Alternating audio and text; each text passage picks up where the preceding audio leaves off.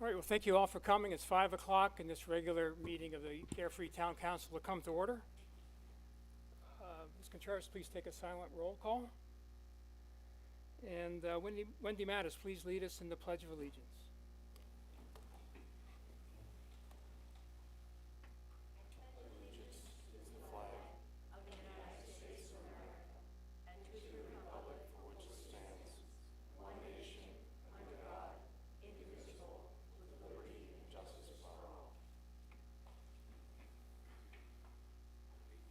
And as we begin, I would just remind everyone, when you come up to speak, and remind the council when we speak, to speak directly into the microphone to make sure the folks at home or on YouTube can hear us.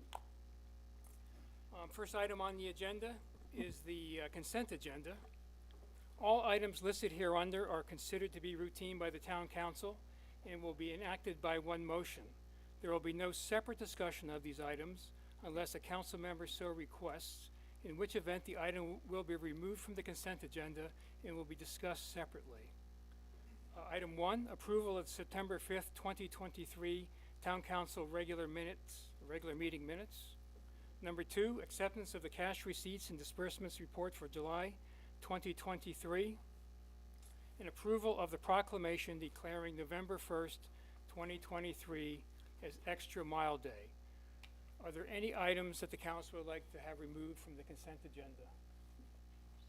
So hearing none, I would entertain a motion to approve the consent agenda items 1 through 3. Motion to approve consent agenda items 1 through 3. Second. Any other comments from council? Okay, all in favor? Aye. Aye. Opposed? Okay, passes unanimously. Thank you. So current events. So please bear with me. We have a few items just to bring you up to date on what's going on. So first up, October 13th, we're going to do another Carefree Conversation. So we did one in September. We did it, and we'll do it again, in the Visitor Center. That's a Friday, so it'll be October 13th, a Friday, when the farmers market's going. And I found it to be just a great experience. So we had citizens there for about, it was a 2-hour program. We had citizens there for about 2.5 hours, a steady flow of nice conversations. They brought things to our attention.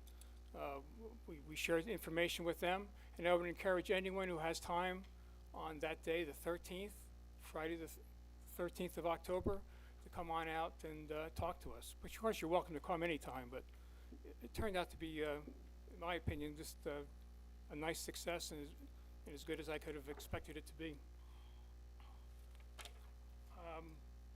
Second up, so our town attorney, Michael Wright, has been a fixture in our town for about 15 years, and he's done a great job.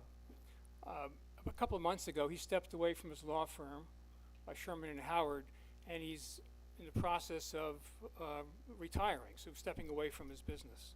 So we had to find an interim attorney to help us out. And what we came across is we located Dennis Fitzgibbons. He's with the law firm Fitzgibbons Law Offices, and his strength is municipal law. So it's what we're all about. So he has represented the city of Maricopa and the city of Coolidge for 20 years each. His firm does other towns and other government entities. It's really a great match for us.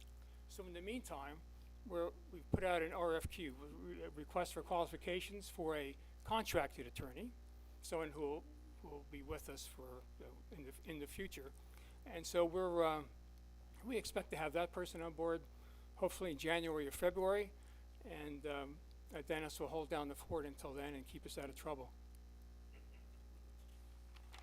Second up, planning and zoning. So we have a vacancy on planning and zoning. So Mr. Ralph Farrow served us well for 3 years. He stepped down last week, and so we have a vacancy. So we're going to put out the word to solicit letters of interest, and that window will close on the close of business on November 7th. And then at the December 5th council meeting, we will make an appointment to fill that vacancy. So if you're interested, can they send the letters of interest to you? Okay. So we'll put this out on social media and so forth, and you'll know exactly what to do. Second up, the draft of our general plan is now available for review and comment on our website. It's a big deal, right? So we've been working on this for several months. So if you go to the website, there's a link right up front and center. You click on that, and you can read it, and then input comments. And the window for comments closes on, I believe, December 1st.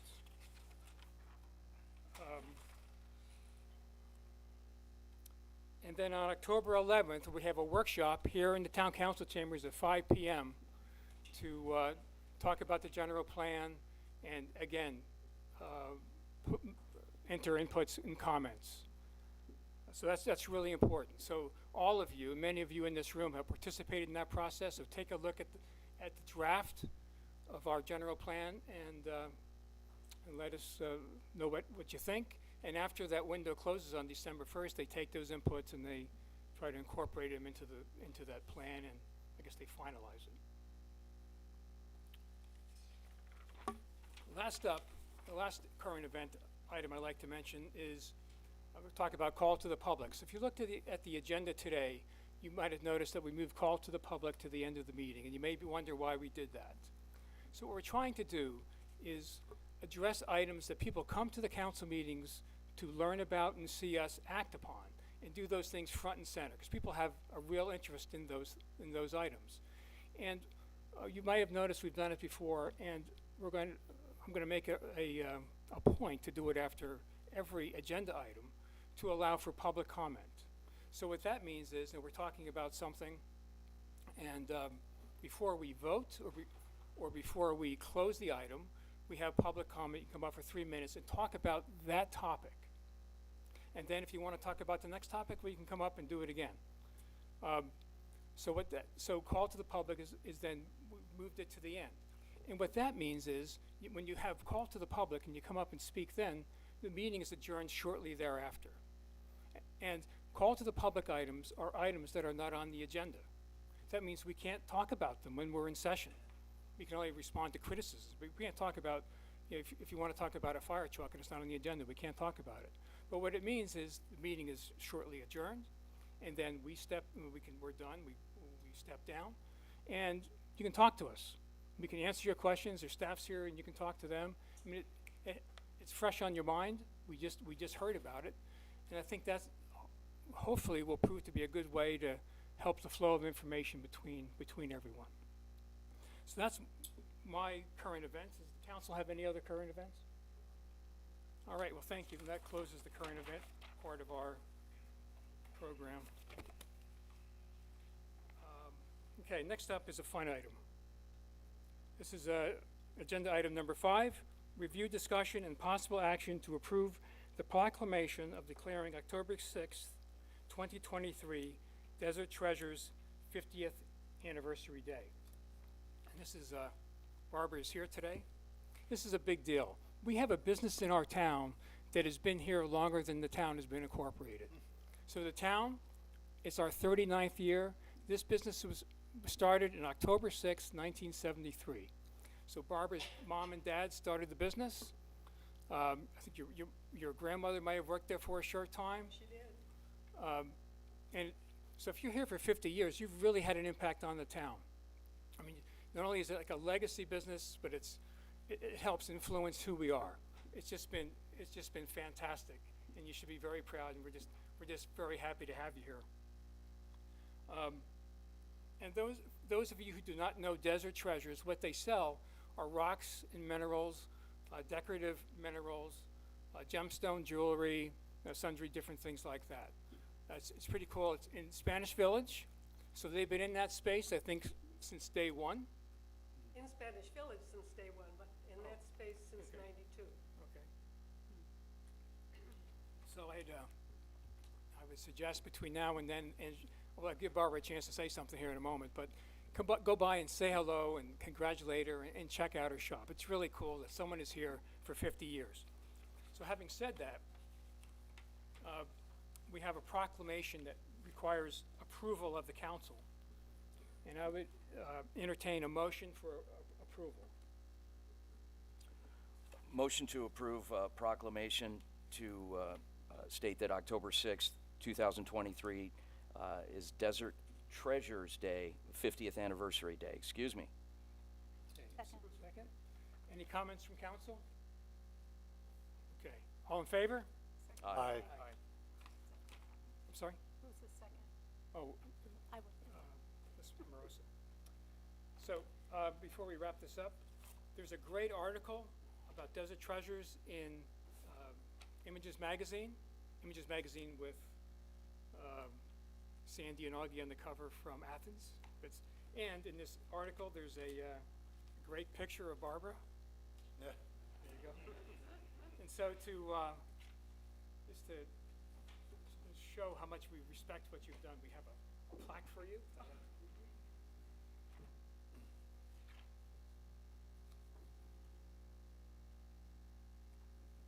it reads 50 years in grateful recognition, Desert Treasures, a cherished partner of the town of Carefree spanning 5 decades.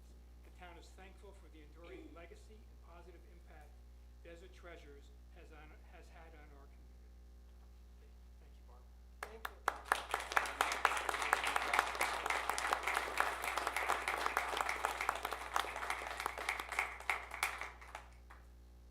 And you're welcome to talk about your party on October 6th. On October 6th, we're having a celebration from 4 to 7 at the store. I recognize a few people here today. I wish I recognized more of you. We have been there 50 years. But hopefully you'll stop by, and if you haven't been in before, come back again.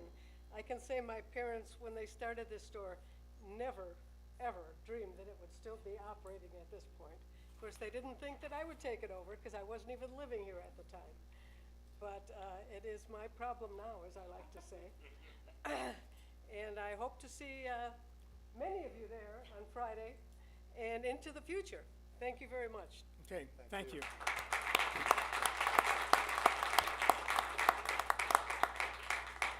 Okay, that's the most fun thing we'll do tonight. All right, agenda item number 6. Review, discussion, and possible action to approve Resolution 2023-11, a request by Carefree Park, a 501c3 nonprofit organization, to allow for the installation of a temporary sign in the town's right-of-way intended to raise funds for the purpose of the adjacent property located at the southeast corner of Cave Creek Road and Mule Train. So it turns out there's some additional details that need to be worked out. So I would ask the council for a motion to table this agenda item. Motion to suspend this item and revisit. Yeah, is that okay? Okay, fine. Second. Okay. Any comments from council? All in favor? Aye. Aye. Opposed? Okay, passed unanimously. Thank you. Agenda item number 7. Review, discussion, and possible action to approve Resolution 2023-10, adopting the 2023-24 Strategic Economic Development Work Plan. Mr. Propopek. Mayor and Council, I don't know if I need to sit down for this one since I won't be presenting. At this point, you know, we went through the presentations. We've done 2 presentations, and we were pretty much at the end of. Can you now hear me?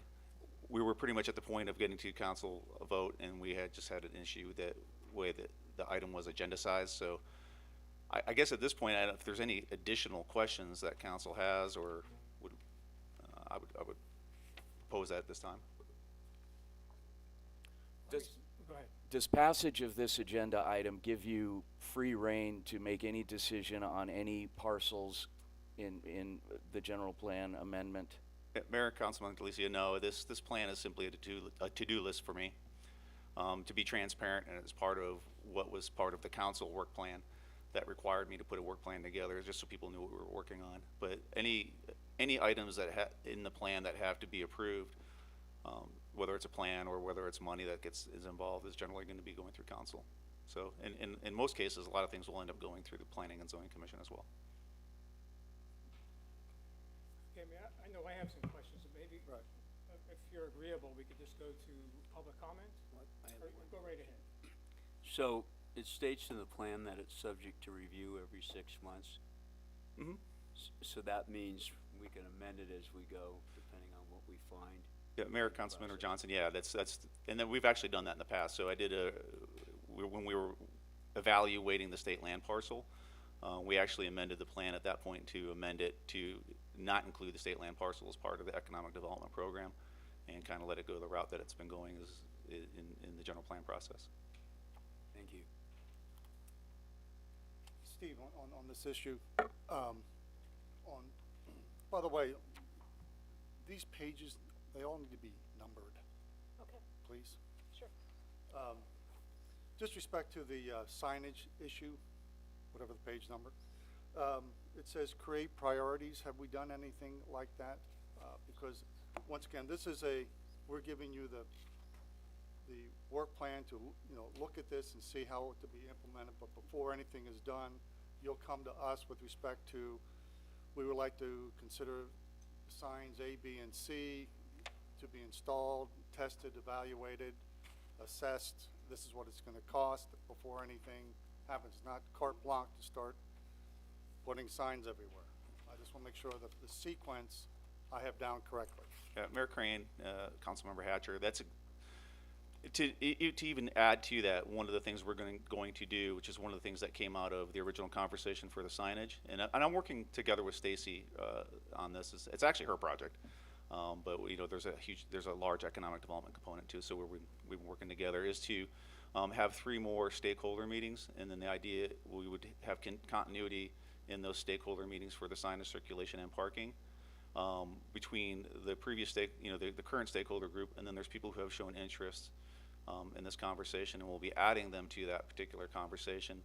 From that, then we will look to make any revisions to the signage plan for recommendation to council. Council will then would look at the plan, and even if council approves a plan, that still doesn't approve the spending of any money. So beyond that, and any phasing or any proposal that's going to impact the budget to put signage in would also require an additional council approval as well. So we can do this in steps. Correct. As we see fit. if Correct. you will. Steve, I'm sorry, Councilman Hatcher, are you done? Just go right ahead. Okay. What type of outreach are you doing to reach our residents to inform them of these meetings that they can participate in outside of them being out of town and not knowing about the meetings? What can we do to ensure that everybody knows? Yeah, Mayor Crane, Councilmember Delicia, I mean, we've been obviously talking about this inside the council meetings. We also, it's been fairly public, but we will do more outreach as far as when these meetings will occur. If people want to sit in on those particular stakeholder meetings, they're more than welcome to sit on those stakeholder meetings. We can post those.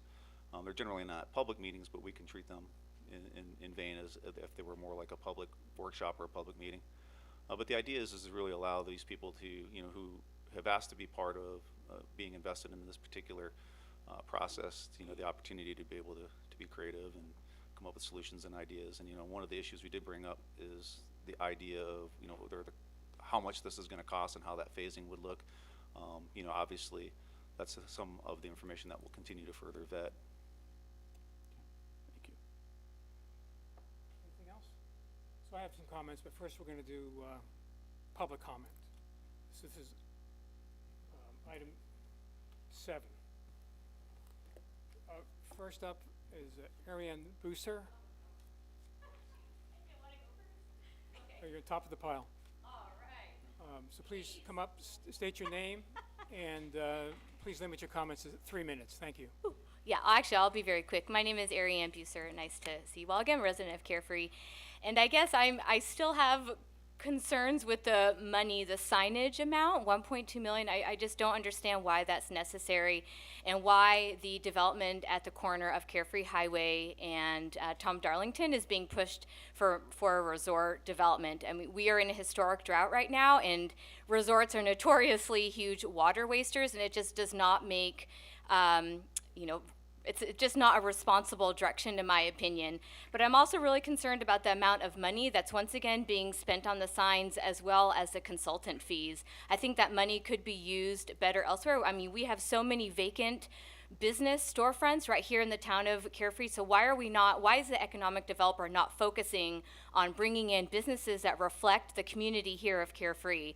And why is he so focused on spending money that we may not have or could be used for better purposes? So I guess I just still have some concerns. I know that the item, the economic development plan, was tabled a couple of months ago, but what really changed between that draft and the one that you're supposedly approving tonight? I would love to know, like, what was changed between the two versions of the plan, because as far as I'm concerned, I have no idea what, you would potentially be approving on tonight. And so I have serious concerns about that, and I strongly oppose the approval of the EDP in tonight's meeting. Thank you. Okay, thank you. Okay, Ms. Janet Vivas?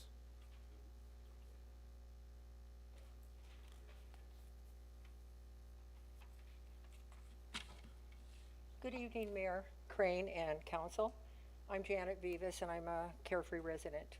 2 long lingering projects out of the 3 objectives of the Economic Development Plan, revitalization of the center and the northeast corner, are important to generate revenue. But the push for destination state tourism is not what residents called for in the recent general plan survey. Why even participate in the survey and the workshops if it's ignored? It looks like the decision was predetermined no matter what residents said. Carefree has the diversification the plan calls for, with the Hampton Inn, Savannah, Spirit of the Desert, and too many short-term rentals wreaking havoc in our neighborhoods. Have any of these hotels ever been fully booked? Is the town more interested in attracting tourists than being responsive to residents' preferences? I absolutely love this beautiful little town, and I'm overwhelmed by its spectacular vistas, flora, and fauna, but I fear we are on track to become a mini Sedona or Scottsdale, focused on tourism and overrun by transients. Other than the landowner, who's asking for this hotel that claims, quote, unique Sonoran experience? It's the awesome landscape with its 12-million-year-old Black Mountain and boulder outcroppings that provide a unique Sonoran experience, not a hotel at the base of it. The 21 acres at the northwest corner presently have no water and would require significant acre feet beyond what's allotted for its current very low-density rural zoning. Is the town prepared to share the cost for infrastructure and water with developers at an intersection where too many failed businesses and empty buildings stand today? Single-family homes are the best option for this location. Abutters were misled that the northwest corner development would be a quaint resort and no so-called branded hotels would be considered. Yet the plans submitted by developers who held the land in escrow were under the umbrella of the Marriott, Holiday Inn, and Hyatt. Sounds like another Hampton Inn is a possibility. We fear we will continue to be misled. The anticipated $850,000 a year profits from the hotel are just that, anticipation. Before approving further negotiations with developers for the northwest corner, who only have their profits in mind, consider the issues: demands on water, emergency services, excess noise and traffic, lost desert habitat and dark skies, all in the effort to accommodate tourism. Thank you. Okay, thank you.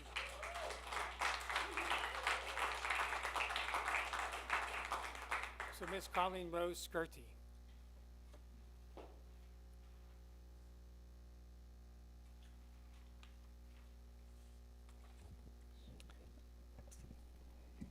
Sorry.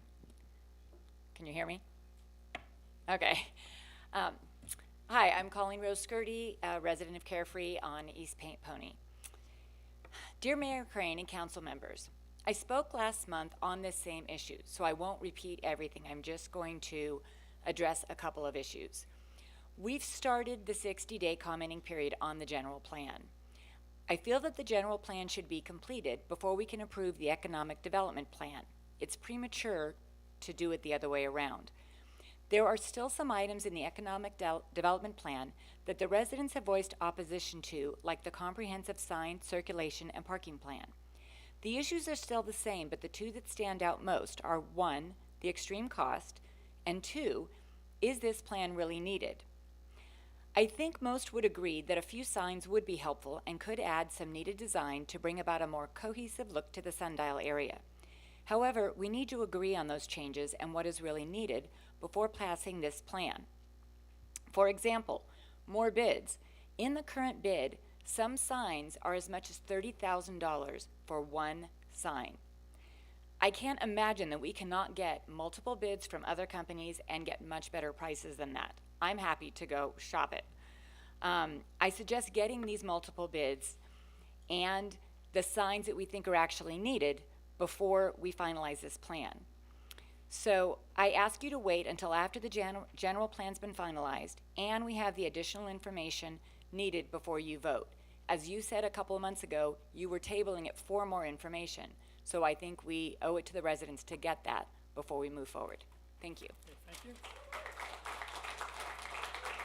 Okay, Mr. John Trainer.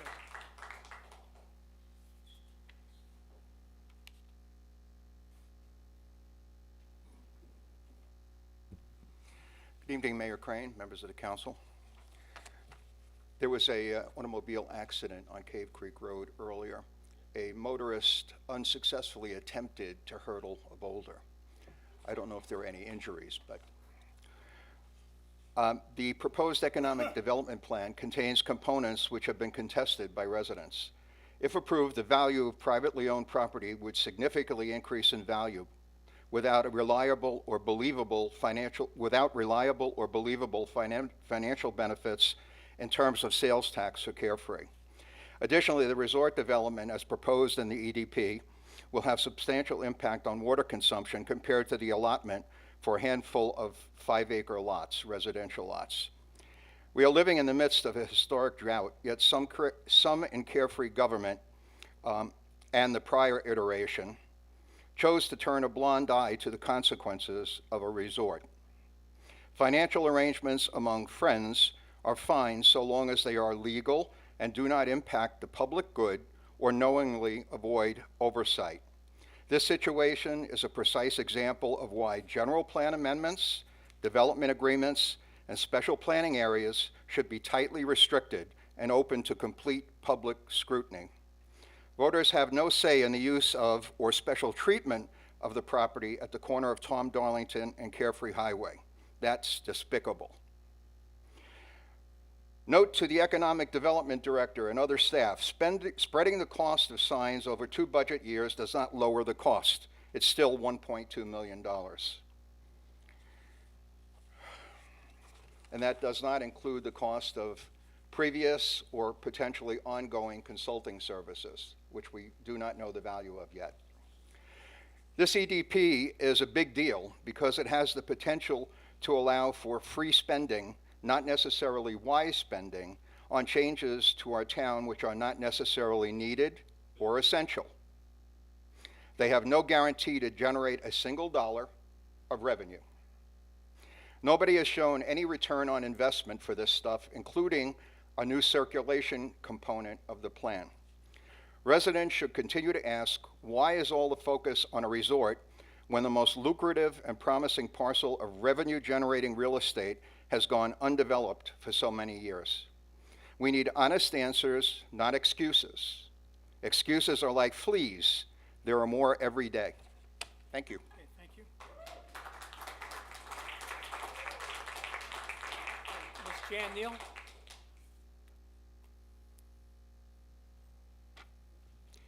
Jan Neal, Carefree resident, Eagle Claw. Good evening, Mayor and council members.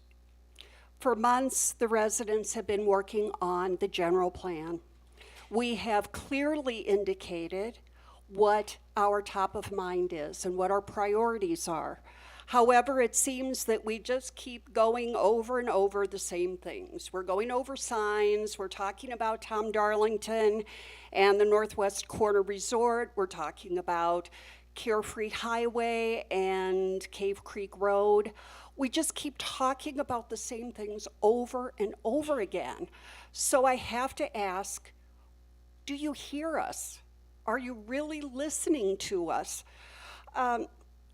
It's premature for any vote on an economic development plan. It makes no sense when we're in the midst of the general plan. I wasn't able to attend last month's meeting, but I was listening on my big screen TV as I was doing things on my computer. There's one thing that really stood out to me. It was when Mr. Prokopek said, "We need to pass this economic development plan so I have something to work on." Pretty much he said that. Excuse me, Steve, I couldn't believe it. Is that why we're talking about this again today? Because Mr. Prokopek needs something to work on? There are staff positions that can make sense that the cost of the position should pay for, that the cost of the position should be paid for with the return on investment. So when I think of an economic development director, I think that it would make a lot of sense for that position to be directly funded by the cost savings or the revenue that that position brings in. I don't mean to sound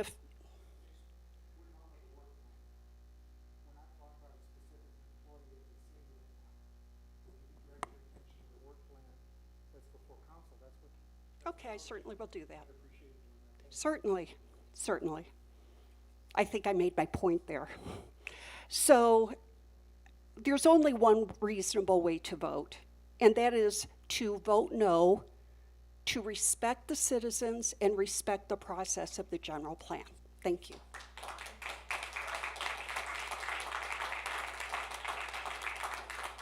Ms. Kathleen Alai.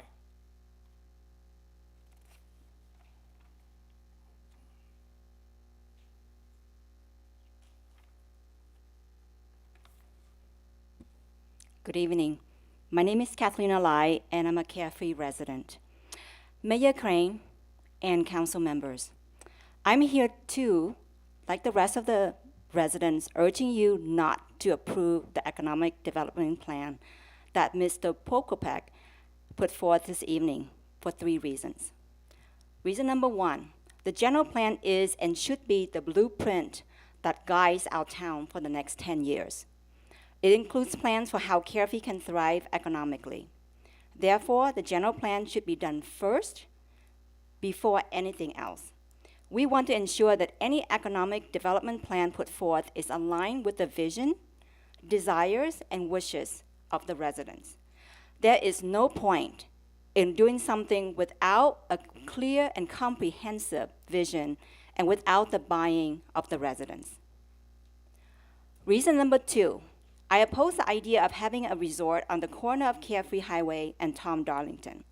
Carefree residents do not want another traffic jamming, water guzzling, and noise polluting resort in our town.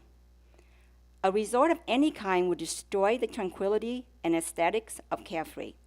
We certainly do not want to repeat the mistakes of the Hampton Inn. Remember, Carefree is our home, and we are all in it together. Reason number 3, the only way to assure Carefree's long-term economic security is to develop the corner of Carefree Highway and Cave Creek Road. We need to make this a to-do list for our economic development director. The town of Cave Creek just reported that they had a record sales tax year, bringing in more than $14 million in sales tax, and most of which comes from this commercially lucrative corner. According to Mr. Prokopek and Mr. Nee's projection, Carefree needs an additional $3 to $3.5 million in annual revenue by 2030. If that is true, how come this economic development plan made no mentioning of it in developing this corner of town? Bottom line, the town should direct both Mr. Prokopek and Mr. Nees to make it the highest priority to focus on developing the Carefree Highway and Cave Creek Road area as soon as possible. And leave the economic development plan alone until after the general plan is finalized.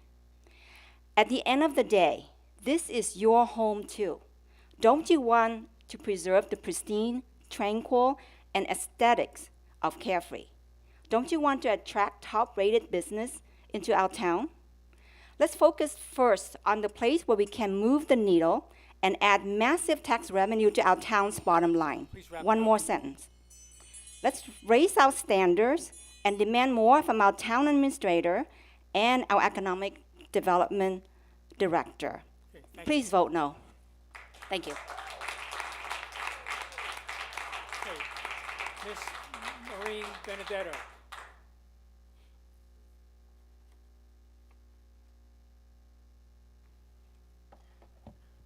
My name's Maureen Benedetto. I live in Carefree. Mr. Mayor, a lot of people have said some really great things this evening, and I hope you guys are listening. Why would the council vote on this economic development plan ahead of the 60-day review period that started 2 days ago? The general plan is the blueprint that guides our town for the next 10 years, not the economic development plan. I thought it was rather interesting when Mr. Propachek was talking. He said it's his work plan. So I guess he needs to have a job right now. I think really what we need to be thinking about is not saying yes to the economic development plan until the general plan is done. And when this was tabled last month, I was here, and the resolution that was submitted in September is basically the same thing, but it just inserted a different mayor's name. So instead of it being Mayor Peterson, it was yours. And please listen to everybody. We all want the same thing. What is our goal? Are we trying to not have a property tax? Let's figure that out. Let's get the northeast corner of Carefree Highway and Cave Creek developed. There's been several people that live in that area that don't want that developed, but it is the most lucrative corner that we have. And I think what Catalina just said is right spot on. So I guess what bothers me is that people that live by that corner, it's like purchasing a home by the airport. Yet after a few years, you want the airport to move. I think that there's some people on this town council that really, really need to figure out what they would approve on that corner, because so much business has walked into Cave Creek instead of here in Carefree. Thank you. Okay, so that is the last slip. Does anyone else wish to speak at this public comment? Okay, so that'll close the public comment. Mr. Propopek, would you like to comment to anything?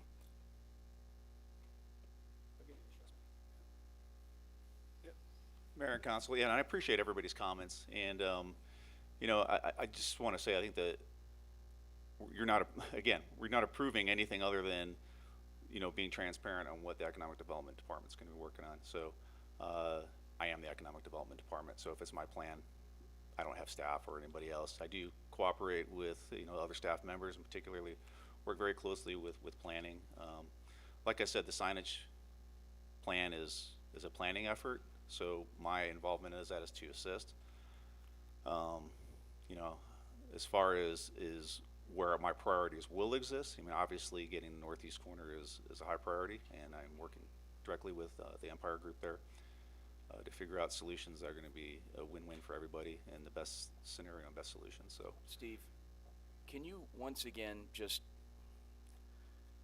summarize what approving this tonight is going to do? What that does is just allows for transparency, so you can see what I'm working on.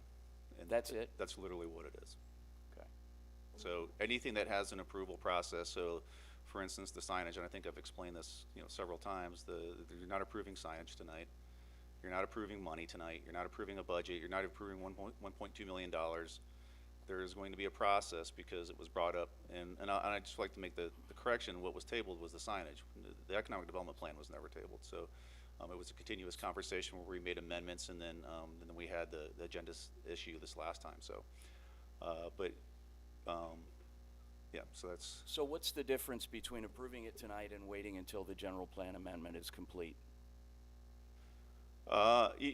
This is a council directive that I was to create economic development work plan. So the reason there's an economic development work plan is out of the council. There was a resolution that created the council work plan, and in that work plan, one of the things that specifically says is to create economic development work plans. And the way that we've been operating the economic development work plan is more of a tactical plan that really looks at all the other planning initiatives that we have, whether it's the existing general plan, whether it's the Village Center master plan, or now the redevelopment plan. And so generally what we focus on in this planning are the tactical nature issues that are outlined in those specific plans that we deal with. So, so is it gonna change what I'm working on? The goal here is we need to generate retail sales tax, and it takes the form of many things. And so you look at your short term, you look at your long term, you look at things that have different qualitative factors, such as town center, and I can honestly appreciate we can look at trying to bring in new business to town center, but if you go to a quality retail center, I'm sorry, they have quality signage, they have quality amenities, they have proper pedestrian environment, they have connectivity, they have proper parking, and so the way we approach things, the way in economic development, is really kind of goes back to the 4 P's of marketing, which really I just call the 4 P's of business. And that is product, price, position, and promotion. And so you got to look at all of those factors. Carefree as a product, Carefree as a position in the marketplace. That marketplace is ever evolving and ever changing. So, then we have our what's the value proposition, and we have, then our promotional activities. And so it's great to go out and market a town to things, but if you don't have something that somebody wants to move into, those are the things we got to look at. So we look at all 4 of those factors at the same time. And so that's what that plan really focuses on. Thank you. Steve, you done, Vince? Yes. Steve, does anything prevent you from doing your work if this was not passed? Because it's my understanding the general plan is not going to be voted on and passed until November of 2024. It doesn't prevent, or Councilmember Hatcher, doesn't prevent me from doing what I'm doing. Right. No. So it was just an idea of putting it together, give you some direction. This was something that came from the council. Right. To have clarity and to have, a little bit of transparency of what we're working on in economic Well, development. it's essentially all different ideas, but it's not necessarily defining what our priorities are as a council or as a town and what we want to focus on over the next 24 months. Councilmember Hatcher, it's an implementation of the things that we've already discussed and things that have already been approved. But the general plan does call for us to have an economic development plan every 2 years. And I think that there are many overlapping factors in the economic development plan with the recent general plan. Microphone, please. Sorry. The general plan calls for an economic development plan every 2 years. I think there are overlapping factors in this economic development plan with the general plan. We have no idea who, once we prioritize and phase signs, which I believe we should do, we have no idea who we will contract with or how much it will cost or how much we'll even spend, because it's going to be to me, it should be an extremely slow process, starting with the priorities very small. Not $1.2 million, that's just not realistic at all. It's going to be prioritized and then phased. I think it would be short-sighted to shut the door on a potential resort at Carefree Highway and Tom Darlington. There's nothing planned now. I think the economics of projects now are very, very, very difficult. And the hurdle with the neighborhood engagement that Steve did in 2021 and I think 2022, or was it all 2021, is a pretty high hurdle based on what the residents surrounding that property are willing to live with. It's not zoned, once again, it's a special planning area. It's not zoned, and that is gonna be a big hurdle if we ever get there. And we don't know if we're gonna get there. And I do think that we need to not just worry about our revenues in the next 3 to 5 years. We have to think about our revenues out 5, 10, 15, or 20 years. And there are risks that we have to consider. We lost, due to the legislature's action, the rental revenue tax, residential rental tax, not including short-term rental, but we lost that. The other item that's on the target of the legislature is the grocery tax. It could be up to $300,000 for us of lost revenue, and there's bipartisan support for that. It didn't make it this year, but I fully expect it to come up next year. We also have 25% of our revenues from state shared revenue, and we are a town that may not have a higher growth rate, say, than the state or other towns, and it's all done on pro rata. So we would expect that we could see some shrinkage in our percent of state shared revenue that we need to be concerned about. I mean, our job here is to provide services to the town residents. That's our primary, to me, objective. And the foundation of good governance is being fiscally responsible, which we have been. So when we think about the future, we have to look at the risks that we may face. We can't just sit back on our laurels and say, oh, we've got this revenue now and we're gonna have it forever. We lost a CVS. Businesses come and go. We don't know how many businesses are gonna come and go in the next 2 or 3 years, and we will have a recession at some point. We can't say exactly when, but that's something we will have to contend with. So we're looking at the future and the risk to revenue and why we will need more revenue to provide services, nothing extra. It's a basic level of services. So to me, this plan is overlapping with the general plan, and whether or not it makes a difference to what you do every day, whether we pass it or not pass it, I just think that we shouldn't wait around to get at least started on the garden and the aesthetic improvements to the town center. And I think that we should embrace that and work together on it. We'll have 3 more stakeholder meetings with a broader audience. You can come in and share your opinion, but there's a lot of businesses here that have a really strong opinion, and they provide the revenue that provides the services to all of you. That's where we get our revenue, from all these businesses. So we need to respect their opinion as well as the residents' opinion. We have to come together to do that. Mayor and Councilmember Amoroso, I just wanted to clarify one thing, and you did bring up something. It's, it's one of those conversations where, oh my gosh, what have you done for me lately? But it's also, well, let's hold back and let's wait on doing things. And I think that's important because, these things are done incrementally with long lead time frames, and I know there was a public comment made about not being able to vote on the general plan site, but at the end of the day, if we go through the process, or a developer goes through a process for rezoning, and it's not what is intended, it's not what's planned, it can actually be referred to the voters. So it was intentionally done in a way that allows for a significant amount of layered input and a layered, whether it's legislative or it can go to a vote.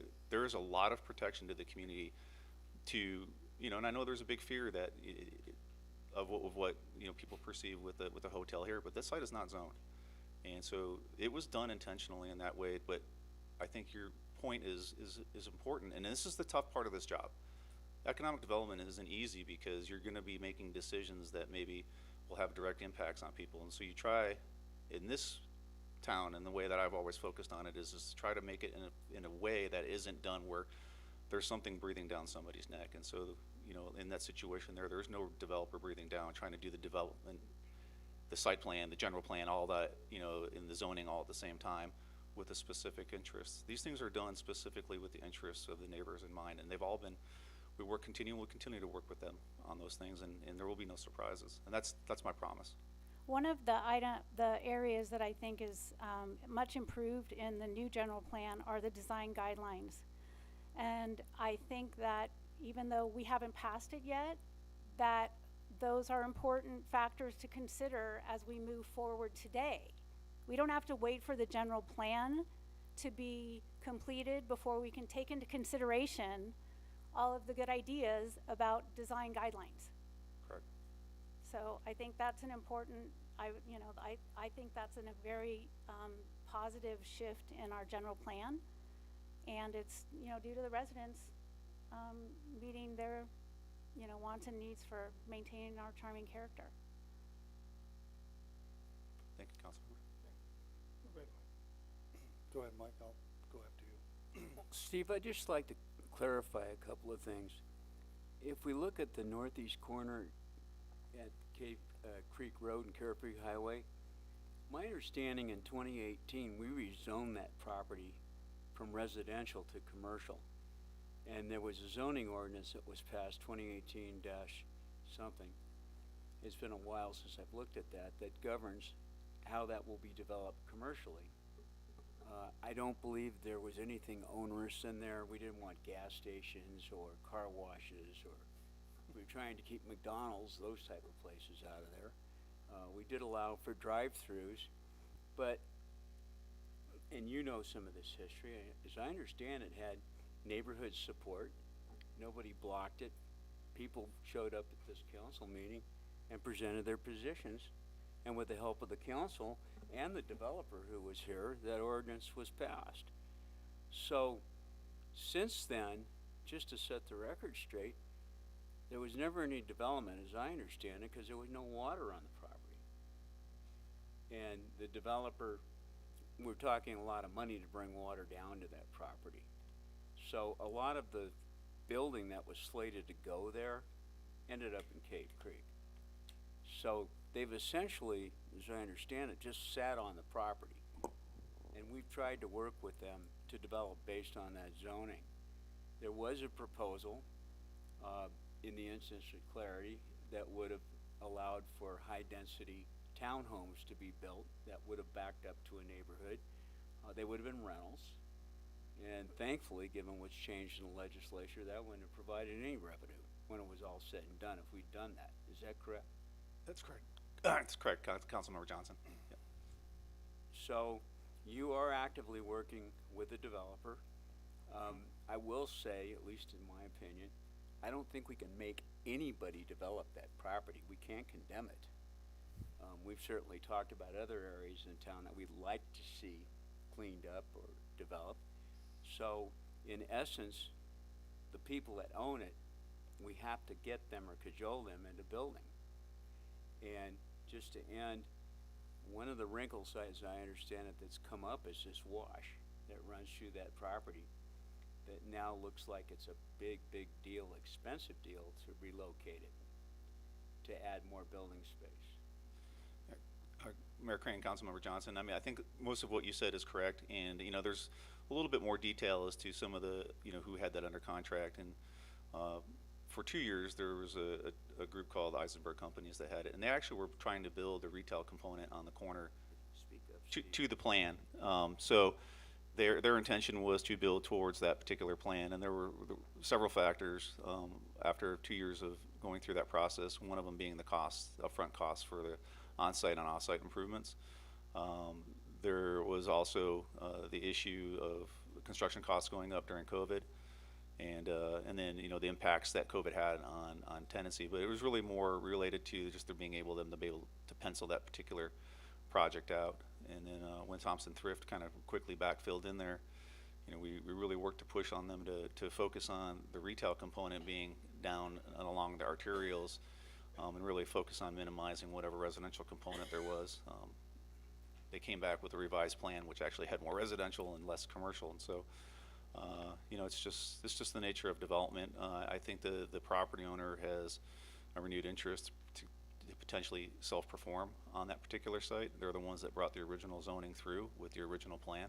So I think that's a positive there instead of trying to flip it to another developer.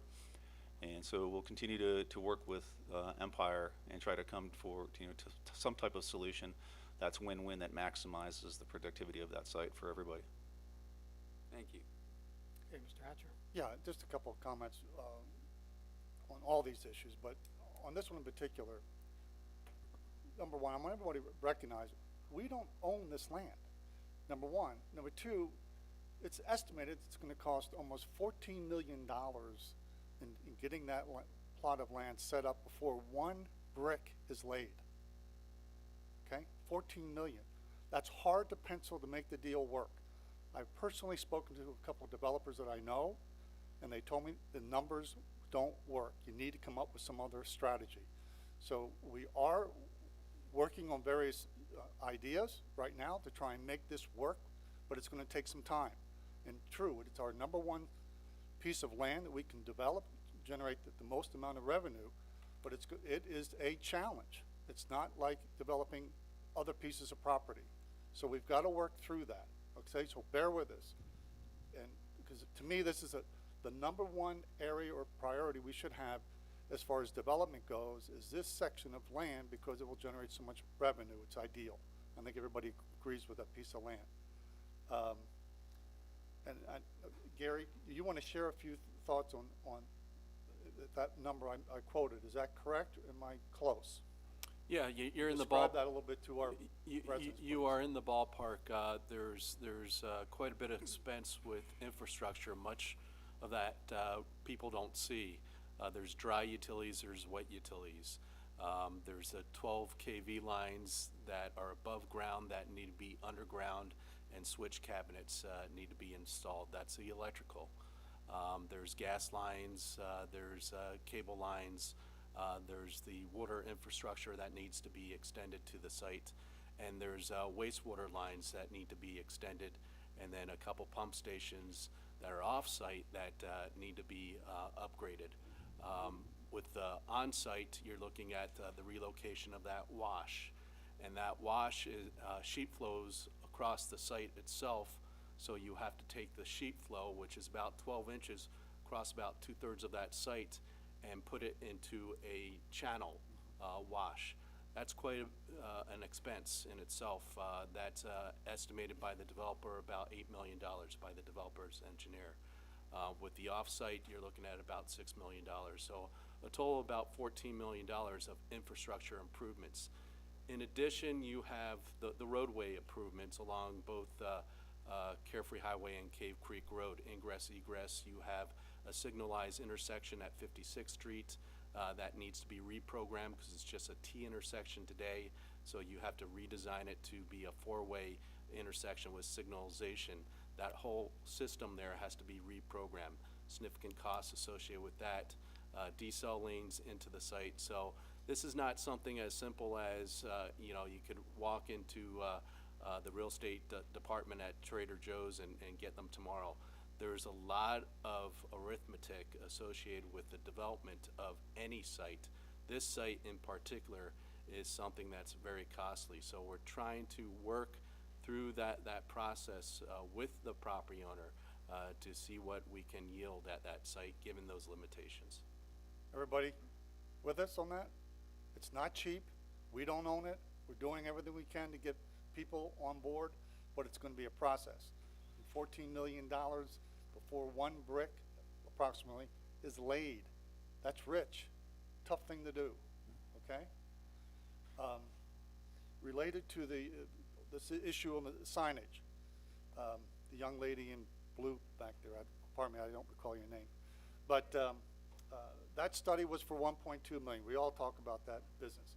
But that doesn't mean we're going to be implementing a project for the next 1, 3, 5, 10, 20 years to integrate all these signs at $1.2 million of your money. It's not what it means. And we've talked about how to start with that, possibly maybe some signs on the outside of the town that might be helpful to draw people in. We may not do any of it, okay? Regarding the resort, personally on this with everybody, To me, that's item number 12 on the list. I want to get the northeast corner done, and I think that, as Sheila mentioned, beautifying our town center, getting the buildings renovated, and so forth, those should be our priorities in terms of development of our town. And that's all I want to say about those issues on that. And then I have other issues with respect to some past issues I'll discuss later, but that's it. Thank you. Okay. So if no one else has any comments, I just have a few comments. One, I think the work plan, the purpose of the work plan is to provide economic development director with it's just that, a work plan. But it's also up to us to define what's in that work plan. So you have like a goal, something to target. So, for example, if we look at the northwest corner, when this was discussed with the neighbors, we set expectations. We set expectations for a boutique hotel. We set expectations with, if you're familiar with the property, like a Hermosa Inn-like boutique hotel. So I would encourage you, if you're going to, well, when you go out there to explore what's possible, that should be what we're looking for. And if we look at the this work plan, it talks about a traditional resort. Well, in my mind, and I'm not an economic development person, but in my mind, a boutique hotel is not a traditional resort. So I would implore you to focus on what we committed and the expectations that we've set. Secondly, anything that happens, any project that is brought forth on that corner has to be rezoned, and rezoning is subject to a referendum. So there's checks and balances along the way. So just keep that in mind. It's not a done deal for anything. And I would expect, and when you talk to developers or boutique hotel developers, in my mind, water is an issue. You have to come up with a water equation. I do the math. Vegetation should be commensurate with it, with such an effort. That all has to be kept in mind. Another comment is that we forecast, and Councilperson Amorosa talked about it, you've talked about it, the shortfall of $3 to $3.5 million. Maybe it's more, maybe it's less, who knows? But it's a number, it's a pretty big number. And we also know from experience, everything takes a long time. Let's look at the northeast corner. Everything takes a long time. And so we need to have more than just one oar in the water. We have to be looking at different things. Doesn't mean we're going to execute everything, but if we do things in series, we might just find ourselves short, and we don't want that to happen. Signs. So just like Councilman Hatcher said, you're working on this project, but I would focus on, and I know you're doing this, phases. Doesn't mean we do anything, but at least think about the first phase. What will provide the most bang for the buck? Doesn't mean we do anything after that. We should step back and see what the impacts are, what they look like, how does it work? Is it, but bring something like that forward, is my suggestion to you. And then a couple of other items. One, Economic Development Advisory Board review. And that is our Planning and Zoning Commission. And it talks about in here every 6 months they should review what's going on and then comment and adjust. And that's a public meeting. Correct. Right? Public can come, and we should make sure that happens every 6 months. That's just critical. Northeast corner. I mean, just like it's been expressed up here, there's a lot of moving parts, things we certainly don't have control over, but things we might be able to influence. And I would just say, northeast corner and everything else, I think part of the plan should be for the Economic Development Director to come to us quarterly and tell us about attraction and retention efforts, what's going on. And I think that will help, because I know you're doing a lot of things in terms of retention. I know you are. And so come forward every 3 months and tell us what's happening, what you can. I understand that for attraction, sometimes you can't say everything that's going on because it's confidential with the developer. I get it. but talk about what is possible, what's going on, maybe who walked away. Okay, at least if it's done, people have an idea what you did. And then we talk about a village center redevelopment plan implementation committee.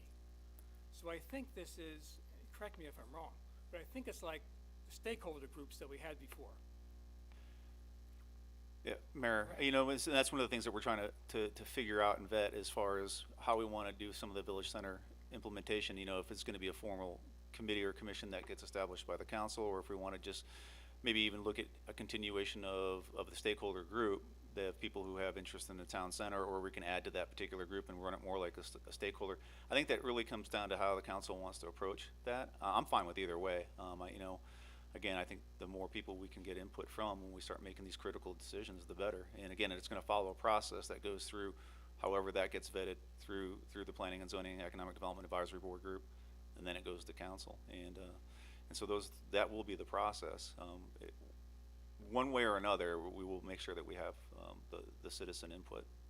So I mean, we had those committees, and then because we tabled the sign discussion, and we tabled it to provide opportunities for people to learn more. Correct. And to see who wanted to be part of the exactly. process. So I know people, I know residents who say, I want to do it. And so let's how would you say, let's get on with it. Let's do it. And so we can form those committees, and Get the feedback. get this thing going. And with the signage, I just want to note that 1.2 was a budgetary number. It wasn't a bid number. So anything that would have to go out to ever be built would be bid. The other thing that we could always look, when we look at this stakeholder group, are there ways to value engineer things? Are there certain signs we don't even want? I mean, digital kiosks, is that something that we really need to have in the package? Is that something, or is that just so far down the road? I mean, that was a big ticket item in that. So there's a lot of things that we can look at as part of the stakeholder group. And so what we'll do is we'll look at every single angle as it relates to, I think everybody agrees that, I think there's a lot of agreement that the quality of the signage, what's on the signage, the number and where they're located it works. I think the big rub is what's it going to cost? And I think there's a good question on how you evaluate the return on investment.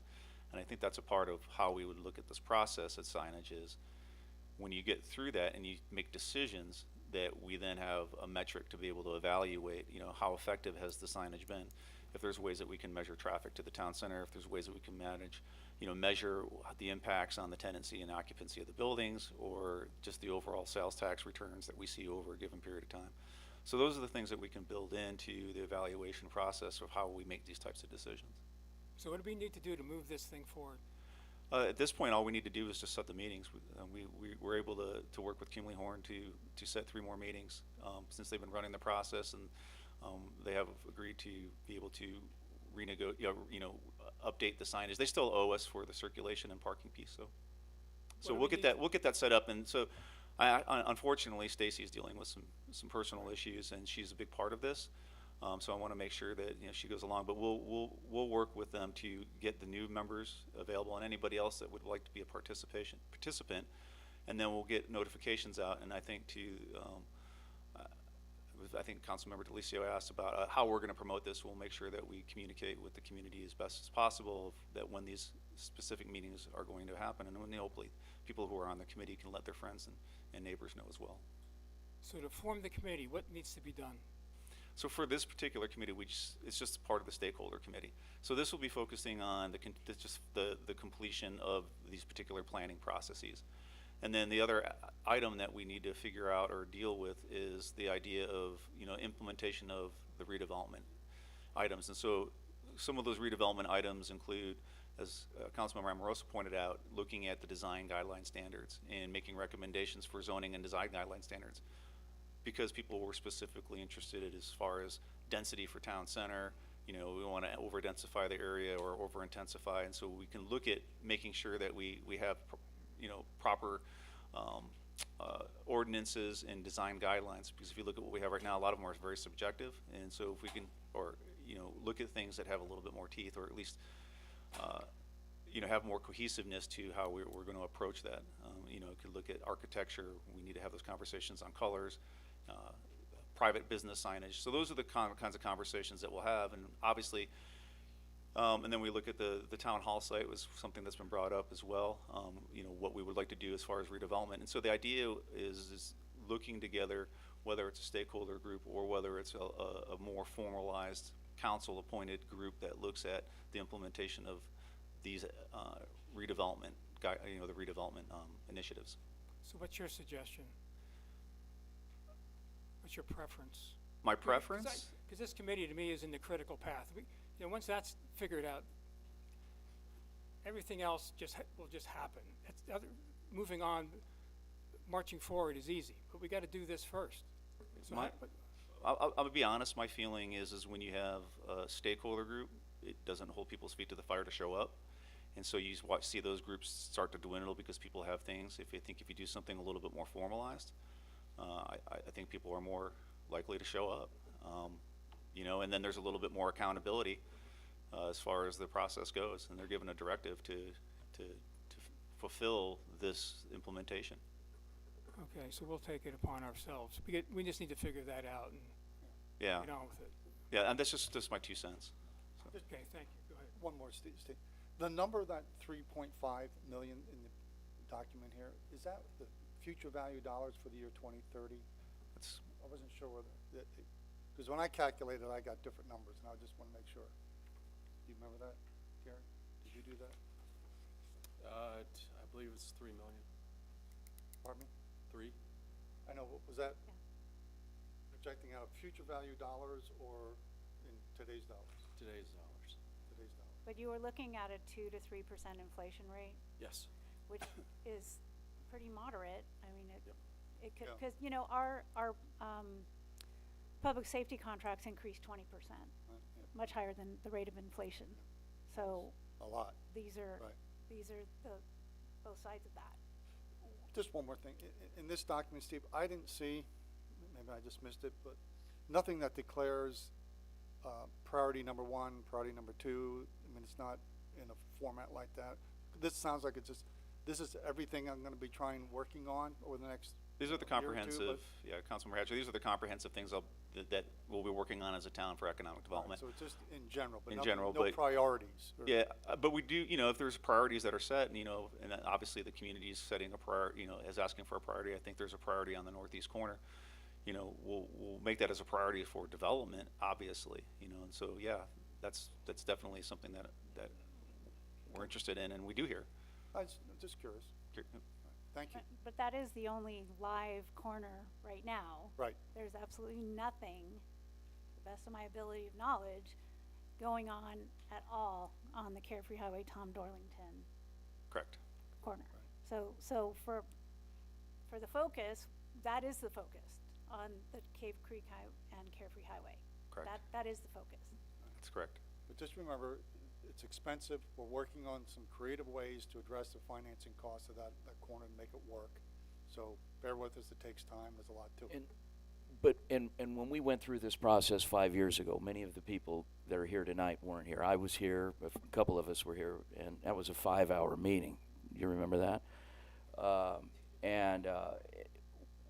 We worked with the neighborhood behind that corner on the northeast corner on some development restrictions. So the right business or businesses have to go in there. It has to be representative of our community. You know, we heard some contradictions tonight in that we don't want to turn into a Scottsdale or a Sedona, but yet we have to develop that corner at all costs to develop, you know, to get retail sales tax here. And we can't let that happen either. We have to make sure that it is something that that fits with our community, just as Mr. Lassen's property, which is privately owned, if that does get rezoned, and the public will get involved in that process if there are some things that we can place there in terms of restrictions. And that's why public involvement is very important here at the get-go and not after the fact. So. Mayor and Councilmember Delicia, I appreciate that. And, you know, the one thing I want to kind of, Councilmember Hatcher made a point about this. You got one shot to do these things right. And so we've got to take those shots to do them in the correct way. So it's one of those things of a hurry up, but you also want to wait to make sure that these things are done right. And the other side of it is they don't make land. So once you miss an opportunity, your decisions now become whatever those decisions become, because you've lost the opportunity to make decision in the future. Yes, so I think what Councilman DeLisio was talking about is exactly right. So unlike other municipalities that have corner after corner, if they mess one up, nobody cares. We have a really finite number of corners, and we can't afford to mess them up. Having said that, on the northeast corner, and I know what you're talking about, it costs a lot of money, but it's incumbent upon us as a town to really beat the bushes and then come back every quarter, at least every quarter, and tell us what's going on in terms of attracting and retention. It's critical. So I'll leave it at that. And just one more thing, if I can say, I appreciate the fact that people are interested in this, and I think I'm absolutely happy to come back and talk about this on a regular basis. I think it's important. I think it's one of the most important things that the town's dealing with, and I think there's extremely difficult decisions, and I understand people's passions for their community, and I think that's I applaud the people for being engaged like this, and I'm here. So, you know, if we want to sit down, roll up our sleeves, and we figure out ways to make things happen, that's the way this needs to work. I mean, we're a community here, we're small, and I think we work best together. It's the way we need to focus. Thank you, Steve. Thanks.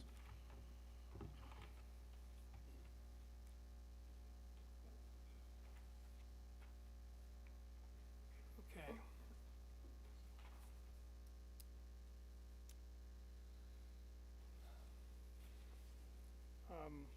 Any other comments from council? Do we want to, I mean, you brought up the issue of a traditional resort was not really reflective of what the neighborhood engagement and in general the community wants. So did you want that to be rewritten? Yes. So on page 4 of the numbered pages, it talks about northwest corner of Tom Darlington Carefree Highway. This is anticipated to host a unique sonoran experience more in line with a traditional resort. It should be I would suggest we change that to a boutique resort. And I would also suggest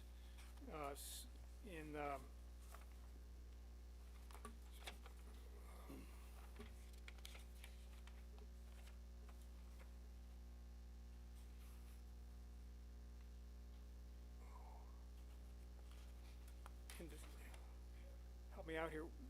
Where does it say in here about planning and zoning, or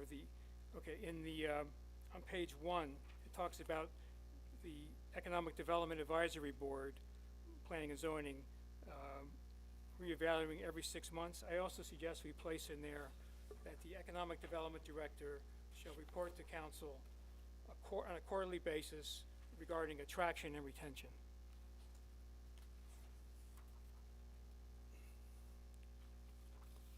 Mayor, Yes, sir. do we really want to vote on this tonight? Oh, yes, we do. Well, I would like us to vote on it tonight, because otherwise it would go on forever. I just think that there's some things that need to be more clarity in it. Well, I don't know. I think, everything that is done will come to us again. And it'll come P and Z every 6 months. We've defined a lot of things here tonight. As a council, we've defined a lot of things. I mean, you and I defined, kind of zeroed down in the sign business. Yeah. We've talked about importance of getting on with the northeast corner. We talked about like expectations of what we ought to be focused on the northwest corner. So I Or think northeast, yeah. yeah, Focus on the northeast corner. yeah, because that's certainly closer to coming to fruition than anything else. Right. And it's incumbent upon us to, as things progress, to fine tune and redirect and adjust. Otherwise, we just tread water forever. So. But he's still able to do all the things he needs to do without having this in his pocket right now, or am I wrong? It's a plan. So Restrict him if he doesn't have this in plan until we refine it a little bit more, or not? Do you feel that way, Steve? If you don't have this plan, does anything restrict you from doing your work? Councilmember Hatcher, it's not going to restrict me from doing what I'm working on. Okay. heard me, I'm sorry. Yeah, Mayor, Councilmember Hatcher, I don't think it'll restrict what I'm working on. I just, you know, I don't think it won't restrict what I'm working on. You know, obviously, if we're gonna be coming back as well, you know, people, I mean, the whole idea of the plan is to have transparency. And so, you know, and it gives council the opportunity to, you know, this is a process that was set through council. So, I know what my job is, and I know what the tasks are, and I know that what the accountability is to bring it back. Okay, thank you, Steve. It really goes to transparency. So if we don't give him a plan, he's just working on what he thinks he ought to be working on. Yeah. Well, there's no priority, this is general, this is no priorities, that's not a plan. Yeah, so Mayor and Council, and the way this plan is supposed to work is it's an evolutionary plan.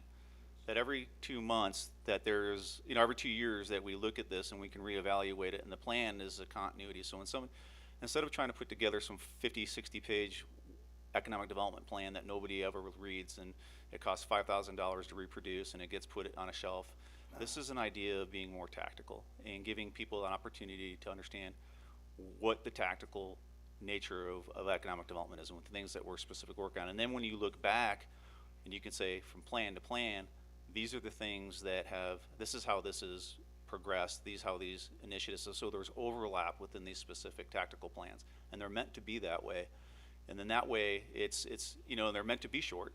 And it's a broad overview of what's happening. And then the specifics, as we've all talked about, always come back for further council vetting. So this is really just a broad brush, but at the end of the day, if you look over a decade, you'll have 5 plans, and you can see in each one of those plans the evolutionary process of the things that we were working on. And that's kind of how this is meant to work. But one of the things that concerns me is that in the northwest corner, Tom Darlington and Carefree Highway, we state there in this plan what we're gonna do. And I'm not sure we know what we're gonna eventually put there, but For which corner? it's not general enough. I mean, we wanna develop it over someday, but we're telling everybody we're doing a resort. That's what it says. We're gonna focus on, and I think personally this is way down the road, and it's not a priority to me, but does everybody Steve, interpret that? Can this be amended after the fact? After approval, can we amend this document if something changes with regard to, for example, Mr. Lassen's property and it's something else comes up, or is this something that, you know, this is your roadmap, this refines and defines what you're doing a little more clearly? So I'm 100% in support of that, because the way things are now, it's not as defined. So this gives us more definition, more transparency. But in terms of specifics, like what Councilman Hatcher had pointed out with regard to what the expectation is for that particular property, are those things that can be amended? So Councilmember Delicio, so there's 2 parts to this. One is the general plan amendment defined the use for that particular as a resort. So that is what was defined, and it has a specific criteria of what our expectations are for a resort at that site. And what it did restrict was other types of retail, because when we went to the neighborhood, it was very, very clear that they did not want in and out drive-in retail traffic. And so when you can look at, you know, putting a neighborhood center in, so the whole process that we went through, which took right around 16 months, and then we had the public hearings on it, really outlined what the uses, or what the potential use capability of that site is as being a resort. And so that is, you know, so it's a high level of what we're looking, but in that specific area plan, we actually defined it a lot more specific than what you would actually see in zoning, which just says you can do a hotel. We were very specific as to what you could and could not do, and where you could and couldn't do certain things with that particular site. So the uses is something from an economics, that's what we've kind of, and I almost say we almost pigeonholed ourselves into that, but for the right reasons, right? We have resorts in the community. It fits into the area a lot better. And honestly, it's going to take a little bit more time to get done. So, Well, but by definition, an economic plan is a 2-year assessment, correct? Our Correct. economic plans are a 2-year. so what this would be List of my role in trying to secure some type of resort developer for that particular site. It's not a priority on my list right No, now. but I'm saying, it's a two-year model, this. And with This all- is to your model, yeah. Yeah, and with redeveloping downtown, maybe some signs, parking issues, whatever, and development of the northeast corner, I'm sure getting all that done in the next 2 years, your plate's gonna be full. So I don't understand why this is even on your plate to be considered, when we have other things that need to be done, I think are more of a priority. So would it be palatable if we took out the northwest corner out of the plan? I'm asking, no, Yeah, sorry, I'm asking Mr. Hatcher. Yeah, I think it's a good idea, because I think it takes away from his time and energy that he needs to focus on these other areas that need to be done to make our town wonderful and beautiful and all that. But I just think So it's gonna distract from right. your efforts on other things that need to be done. The question that I have is, what if that property gets sold? And what if a developer comes in and we don't have a specific defined plan? And we talk about it. We have zoning. He has to come back to us for zoning. We can turn him down. Yeah. We can negotiate with him. We can send him packing. Personally, I wanna focus our time and effort on the Yeah. center of the town, the northeast corner. We have lots to do. Things will take a long time, as you well know, for our town for the next 24 months. That's all I'm saying. Councilmember Hatcher. I would accept such a change to the, All right. this work plan. Any other comments from council on this? Yeah, it's an SPA, it's a special planning area that is not zoned for anything other than residential. So someone could come in, and, I mean, the reason I think that this is something that's way down the road is because it's a pretty high bar based on the neighborhood engagement report that Steve has. You should read it. It's a very high bar, and, which is good. Yeah. It should be a very high bar. But I don't think the economics are anywhere close. I mean, if it costs that much for a project that is most likely, in my opinion, able to generate probably more revenue, it's difficult economics. So I don't think, if we take it out, it doesn't stop, any potential conversations or anything, but it's not, I don't think it's a focus anyway, to be quite honest with you. Mayor and Council, I So I agree with that. I don't, if you take it out, it doesn't bother me. I mean, Right. This is a, I'm trying to again, help you reduce your workload. yeah, it's just an opportunity to be transparent of the things that I'm working on. Whether it's gonna be minimal or not, people know that it's something that's on the agenda, so. But if you wanna remove it from the plan for the next For the next 24 months. Right. That's all. it's fine with me. The only concern, again, is that if we don't specify what exactly should be reviewed to go there, then again, if someone else comes in, purchases the property, or we go to rezone it before the land changes hands, and we don't have that defined, that's just the It's on any concern. developer's back to do their homework. It is not our responsibility to make sure that a developer understands what they're getting into. That's what they do. So I don't have, the land is zoned the way it is. People will look at that, and it is a special planning area, but A zoning applicant is not entitled, he's entitled to a hearing, he's entitled to due process. He is not entitled to new zoning. Correct. So, and you heard what's on our minds regarding this property, if anything ever comes forward, and hopefully it's recorded, we know it. But I'm all for taking this out of the plan. And the other two modifications that we suggested, the boutique hotel versus traditional, and having an attraction and retention presentation quarterly. Any other changes to the plan that we would like to see?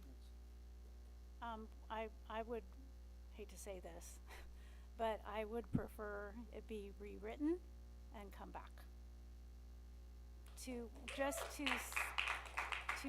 make sure that it reflects what we've just discussed. I don't know, hate to do that to you, Steve, but You pay me to be here, so. It's only 1 month for 24 months. How's that? No, I'm fine with that. You know, and again, it gives us opportunity to look. We need to do this right, and I'm all about that. And so, I mean, I do want to say, when it comes to that particular corner, I've discouraged at least 2 developers who I just didn't think had the right projects there, and generally we're looking at more of these quasi-resort residential projects. So, you know, that's part of the process. It's about doing it right. So, it's not going to make or break me in the next 24 months. And even now, when we look at the plan, it's probably down to 16 months now. So, With all of these changes, it does make sense definitely to rewrite it and bring it back. It's not anything we can do just, Sure. know, tonight and scribbling some notes, so, yeah. And But Steve, we do appreciate all your work. I know you work hard and all this stuff, but I mean it. I just want you to know that. no, I appreciate that. Yeah, that's a fact. But have this ad hoc committee or whatever it's called, let's please move on with getting that formed. I mean, it's becoming high season, people are coming back. We know from the workshops, the traffic calming workshops, getting people in a room together, talking about something, talking about somewhat focused thing, it was a great experience for everybody. And now's the time while they're here, to do it. We were reluctant to start in September because of that. Yeah, I know. Now it's okay. So let's get on with it. So what do I need to do? Okay, I'm asking. Council can, a motion to table the matter, to bring back the plan with the specific items that we received direction on, that the plan be changed and those items be included. And whoever makes the motion, if you can insert those 3 general items, that'd be perfect. Well, Mr. Hatcher, make a motion. Little guidance to here, Dennis. No, I think just a motion to table resolution 2023-10 with direction to bring it back to the next town council meeting with the plan modified to include taking out the one corner you talked about. Right. And putting in the item of the boutique hotel. And I thought there was a third item. Well, that's part of That the would be, number so 1. that would be, Yeah, we wouldn't add that. Yeah. That's a feature of item number 1, so we. yeah. So the other item was the quarterly reports to the council. So the boutique hotel would be removed with the removal of the reference to the northwest corner. So the northwest corner and the boutique hotel will not be part of the work plan coming forward. But the quarterly report will be the amendment to the resolution and the work plan.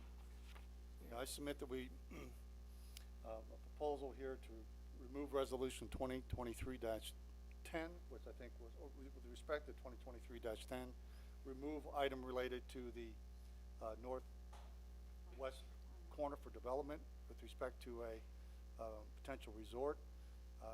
We would also like to have the quarterly reports presented to us by you with respect to what is going on the northeast corner and other areas of the town. And I just think also, I think that was what was the third item? That was it. That was it? And then we're gonna rewrite this, and then we'll discuss it again next time we meet. Great, Mayor, Council, I love this process. This is Does great. that sound good? Was that your motion? That's my motion. Second. Second. As clumsy as that was, that's my motion. I apologize. Okay, before we vote, any comments from council? Any additional comments? Okay, all in favor, say aye. Aye. Opposed? Okay, passes. Thank you. Good Thank you. discussion. Thank you. And thank you for the audience. Thank you.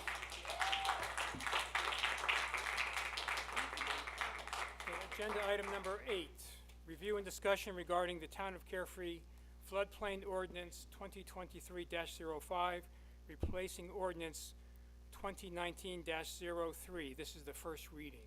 Mr. Millstone. Thank you, Mr. Mayor, council members. Little background, about 3 weeks ago, we had an impromptu audit with the Flood Control District, and this is an outcome of that audit. So this is generally just housekeeping of an ordinance that hasn't been looked at for 4 years. And the wording I like to use as the wording in my staff report, the intent is to keep the ordinance current and compliant with the Water Resources Department. So by current, I mean we've changed dates, we updated dates on maps. We've got our floodplain administrator's got a slightly different title. And then to keep it compliant, the document you see before you, the red line, is the actual document that Flood Control District gave us to update our ordinance. So I accepted all of their changes, and that's what you see before you. I'm sorry. Yeah, and it's a little hard to read, Councilman Hatcher. I wasn't going to go into our relationship with flood control, but if anybody wants to hear about that, I can give the short, concise version of that. Is it a good relationship? Mr. Mayor and council member, I think it's a very good relationship. So I'll go quickly. We're a cooperating agency. So as you're well aware, we don't have our own floodplain control department, floodplain management department, as our friends to the south do. They have departments specifically for that. So as a cooperating agency, whenever we get a development site, whether it be a complete new single-family house or a new casita on a property or a new garage on a property, first thing I do is look at the FEMA mapping, see if they have a floodplain or floodway anywhere on the site. I make what's called the FERMAT. It's a little map of the FEMA floodplain, and then if they do have it on the site, then what we do is we send them to the flood control district and tell them they need a special, a conditional use permit to be able to build on that site, whether or not they do anything within the floodplain. So we have to notify, sorry about that, that's me. I have a medical device that alerts me when it needs to have something done, but sorry, you just have to ignore that. So we alert the flood control district. They do their analysis and they come back with recommendations on what the person developing the site needs to do or not do. So it's a big help. We can't afford to have a flood control department. So it's a very good relationship with them. And me being newer in the town, I've never spoken with them before. So it was a really good meeting because we got a FaceTime together and they understood what I'm doing. They're very happy with what I'm doing. And they asked me to continue doing it as I am doing it. So does this change have any financial implications? Thank you, Mr. Mayor, Councilman, Councilperson, sorry. It has absolutely no financial implications whatsoever. And today is the first reading since it is a new ordinance. There's no action other than public participation. And then we would have a second reading hopefully in November, at which point, if everybody's good with it, we'll get it approved and it will be a new ordinance for us. And you would be the floodplain administrator? Actually, no, and let me actually read the title, just so I don't mess up here.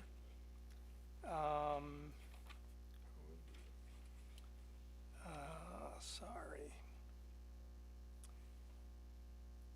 The Town of Carefree Town Administrator, which is Gary, is designated as a National Flood Insurance Program floodplain manager for the town and will serve as a community point of contact on National Flood Insurance Program issues for the county, state, and federal officials. It's always the town administrator. That's just how they work. Okay, because the text says, Town of Carefree shall appoint a floodplain administrator. So I just, On the second page is what I just read. So under section 1, it calls him the National Flood Insurance Program floodplain manager. okay. If you see it different somewhere else, then maybe I have to update that before the second reading. Okay, we'll take a look at it. Is there any other comments from council? Yes, Hatcher? one please. Mark, is this the organization we have to coordinate and get approval by if we do any floodplain work with respect to the infamous northeast corner? We have to coordinate through them? I would have to check. I'm not absolutely sure if it's on the FEMA mapping. Lots of times we have washes that aren't part of the FEMA floodplain. All right, but if it's So- not, then you have oversight on that? Is that how Correct, it works? that is correct. Okay. And Yes. just to clarify, that wash is not, if it was part of the FEMA mapping, we would need a LOMAR and CLOMAR, so a letter of intent of what you're trying to do, and then a approval of essentially what was done afterwards. So there's a whole process associated with manipulation of studied floodplains. And I'm gonna make the assumption that if we don't have to have them involved, somebody saves money. Yes. So I'm glad he's our floodplain manager, administrator. Thanks, Gary. Thank you, Mark. Any other comments from council? We have no slips for public comment. Would anyone like to make a public comment on this agenda item? So hearing none, we'll close the public comment opportunity. So this is a first reading, so there's no action required by council, and it'll come back in November and we can vote on it. Okay, thank Correct, you. Mayor, thank you. Okay. Thank you, Mark. That closes that agenda item, number 8. Agenda item number 9, review, discussion, and possible action to approve the contract for Carefree Drive Drainage Improvement Project. Mr. Millstone. Thank you, Mayor, councilpersons, residents. So we were lucky enough to be granted funding to fix a drainage system that's in bad need of it. If anybody's familiar with it, or if you're not, you can take a drive down. It's about 100 feet north of Cave Creek Road on Carefree Drive. It's a drop inlet structure. Don't know when it was built. It was built by the county. I've gone back to their aerials. The oldest aerial, I think, is 1959. It shows it in there. I don't know how much earlier in advance it was built. So it's been there since '59. It's a serious flooding hazard. It has a gate on the top of it. It's an old-fashioned drop inlet, which is open air. So before our staff put a grate over it, a wire mesh grate, there used to be a big opening, and it's about a 6 to 8 foot drop straight down into culverts that are, I think they're 64 inches wide. Subsequent to that, our staff put a grate over it, but because of the design, they have to go down in the bottom of the inlet from time to time and clean out sediment. Also, the grate that they put in has a movable lid that goes up and down. And then there's the argument with the HOA and the people in the Carefree condominiums. So during the monsoon season, they told me they had a letter on file with the town whereby this grate could be open during the monsoon season, so for, let's say, 4 months. Now, when it's open, it has about an 18-inch gap, and when it flows, it could easily swallow up young children, dogs, cats, whatnot. If anybody wants to see, I have some great videos of it during a tremendous rainstorm. It's a big safety hazard. I told them point blank, I have no letter on file. This has to stay closed because it's a hazard. From time to time during the monsoon season, I'll go out there, it'll be open, and not only open, but it's chained up with a bike chain, so that I've had my staff have to go out there with bolt cutters to cut the chain to reduce it again.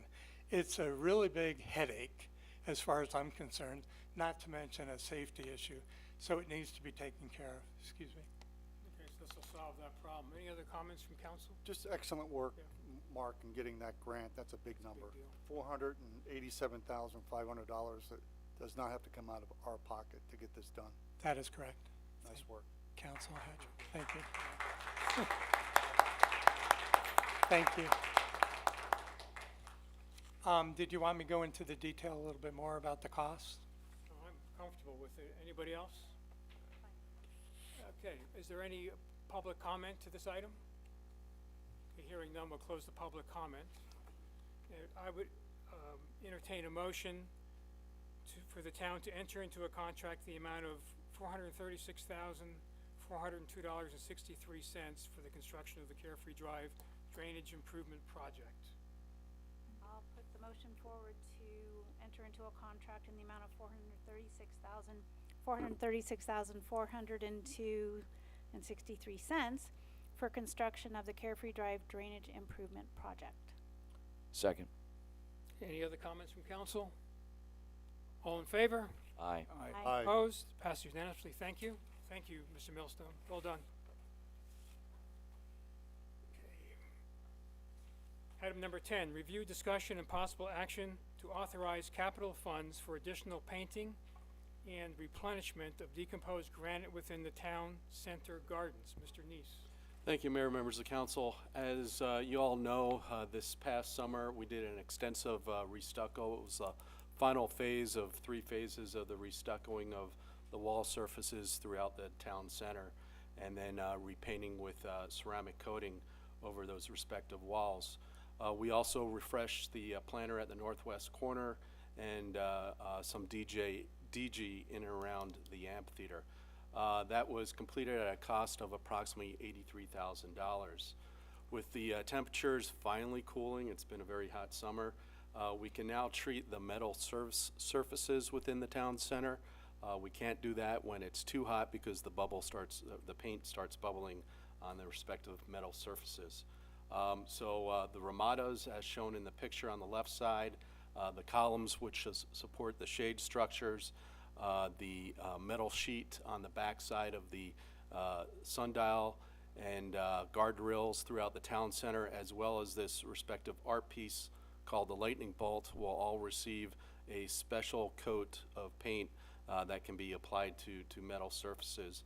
The painting will be done by Rhino Shield, doing business as Ceramic Southwest Coating. That's the vendor that we have used for the painting in the gardens in the past.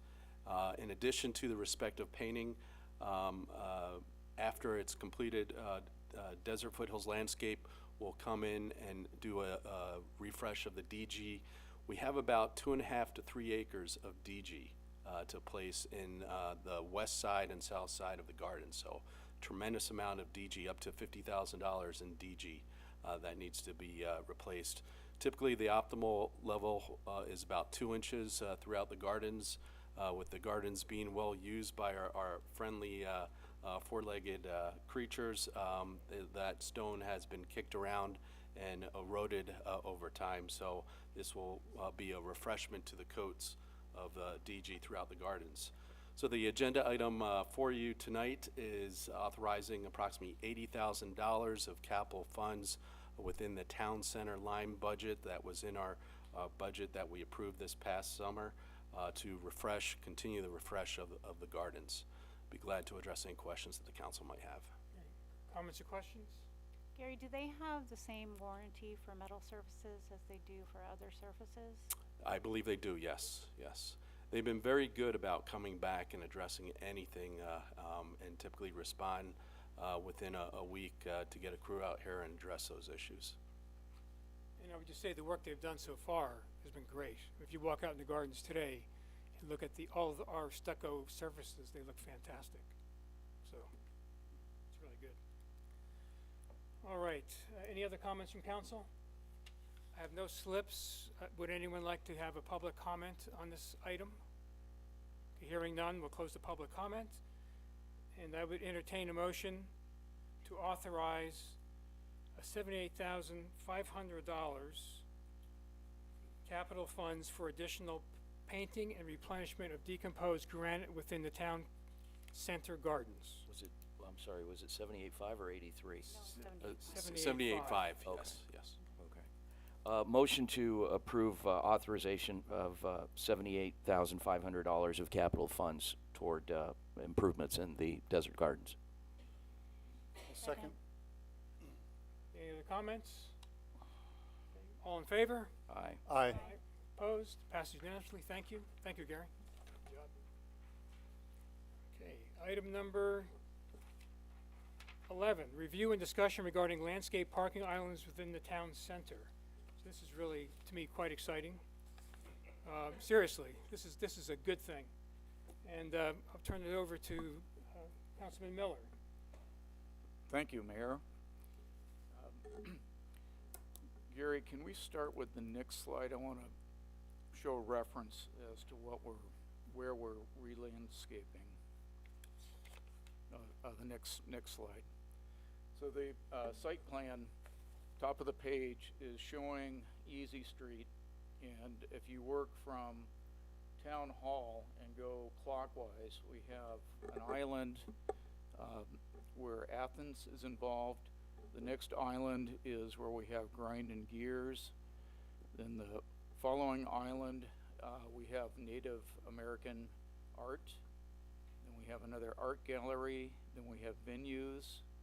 The next island is Max Ortega's island.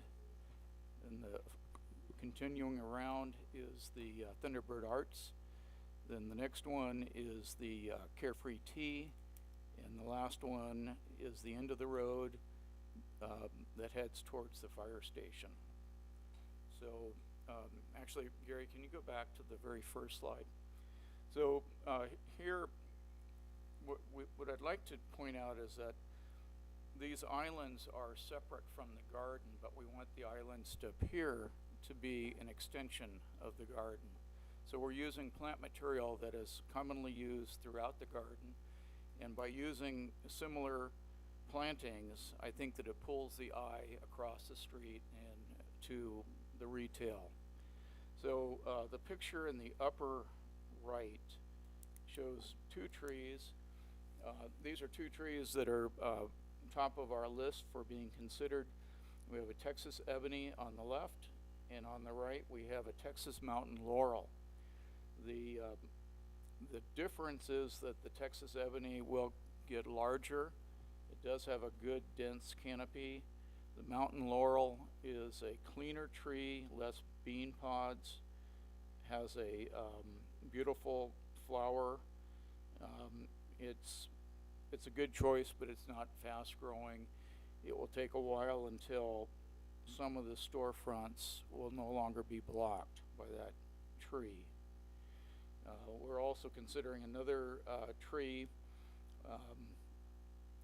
Actually, we've considered desert trees, in particular the Palo Verde variants, such as the Foothills Palo Verde, the Blue Palo Verde, the Emerald Palo Verde, the Museum. We found that with the customary pruning that they receive, bringing the canopy up pretty high, those trees break in the wind. So that leaves us with the multi-trunk native mesquite. It's a great tree. However, in short order, it will be too large for the street. So a good desert tree that we all like would be the ironwood tree. The ironwood tree in a 36-inch box, the height of the canopy would be right in the middle of a store window, and it'll take years until the canopy is above the window. So that's also a cost problem, so we've ruled that tree out. So we're really seriously looking at both the Texas ebony and the Texas mountain laurel. In the lower right hand, that's just another picture of the the Texas ebony in the garden, and we're looking towards the Holly Gallery. The next picture right in the middle is what I consider kind of an iconic look for our desert. You see the grouping of the Moroccan mound and the golden barrel cactus there. This happens to be the front of the boulders. It's looked super for all the years that I've been up here, and I like the way it works with the 4 to 8 inch riprap. It's sort of a gold color, and that riprap looks good with the Madison Gold ground cover that we're using in the garden. So at the tips of the islands, this would be what we use, and it remains low and compact. It's important that it remain low for visibility. I'm going to be able to drivers need to see pedestrians coming out from these islands. If you look at the black and white drawing, section view or an elevation view, starting on the far right is a line indicating a storefront with a soffit above. Then you'll see the sidewalk leading to the planter. So where the planter begins, we're holding the canopy tree close to the sidewalk to offer shade. Then below the tree, we're showing jojoba, which I can show on another slide, which all we're looking for here is dense green foliage that is durable, that can be trampled on and resist the drought and people. And that's probably our best choice. We've considered the Texas Ranger. It gets a purple flower. It's a good choice, and it's a common used plant. It attracts bees, good or bad. I prefer the jojoba just for its durability and drought resistance. Then I'm showing a few accent plants there. We're going around a little bit on what these agaves will actually be, because we're trying to avoid spikes and spines. So where these are used in the middle of the island, so that if somebody encounters these, they're really in territory they shouldn't be in. So to further discourage traffic or cut through traffic on the islands, we're using the riprap on the edges. And when we install the trees, these trees are big, 36-inch box. That's a lot of earth that needs to go somewhere. So that earth is going to help mound up the side where we're putting riprap. So we'll have a slight crown of the riprap, which will help hold the rest of the material in place.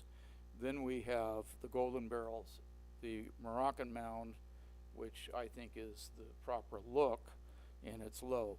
Then as we go back into the island, further into it, we have the green mass. The green mass is for color, and it covers up the DG, which is not that compelling. So anyhow, this picture of trees, upper left, picture from the garden, iconic look. There's golden barrels, there's the Moroccan mound. In the back you can see accent plants that actually we won't be able to use, but the slide just below it, lower left, that is a red yucca, or called Hesperaloe. This is a very durable plant, very affordable plant. We're going to use it on a couple of the islands that are considered not entryway points from the garden. So it's a means of saving money. So the tree in the middle, it's just another tree that we're considering, but while it's pretty, it's multiple trunk. Turns out that it drops its leaves for a period of time, so we're probably going to avoid that plant. The next plant's over. Lower, you'll see two groupings. You'll see the example of the jojoba. This is not a very good example, but it's what it looks like in nature. In the garden, we have quite a few jojobas that are considerably more green, and they've been trimmed a bit. To the right of that is our aloes. We're using a limited amount of aloes in some shady areas. They're not particularly durable for traffic, but they're friendly to people if you happen to run into it. So it's being considered. The last slide on the right, there is a cirrus. It's an accent that we were considering if we could not use a canopy tree, such as with the Thunderbird Arts Island. They have sculpture. They intend to bring in more sculpture. Sculpture apparently is coming in with a forklift. So I'm kind of working a tree on the side, hopefully, and we can keep it in, but we have to look at, durability again. So in that same slide, the plant in the back is a giant Hesperaloe. We have them in the garden. It's bulletproof, fast growing. In the picture that you're seeing here, this is an 11-year-old Hesperaloe planted as a 5-gallon container. So, within a decade, we'll have a problem of height, but, we'll lose some plants in the interim. So, All right, let's look at the islands. Let's go to, all right, starting with Athens, and we're going to work our way counterclockwise. This particular island, yep, that's it. We're showing a tree with a round circle, and you can see at the bottom lower left we list the trees. We list what we're looking for in the trees. In this case, we're looking for multi-trunk. We're looking for a good crown. We're looking for a good dense color for shade. Then I list the tall accents, which are the giant hesperaloe, the cerus, and the slipper. We bring up the slipper because Athens has slipper plants along the side, so we're just trying to tie, for continuity, the look. All right, the next island. This is by Gears and Grind, if I got that right. Here, this is a very small island. We don't want to spend a ton of money on it, but we're showing a 24-inch box. 24-inch box versus a 36-inch box, half the price. So get a little mileage there. We're looking at red yuccas, hesperaloe, affordable plants. I think we're going to achieve the effect. Next island. This island is an important, I would call it a visual link from the garden over to the shops. And venues is to the left, and there's a art gallery to the right. The tree there's 2 trees shown here. We may have to omit one of the trees because that tree is blocking a significant amount of the storefront. But I think we're okay with the one remaining tree.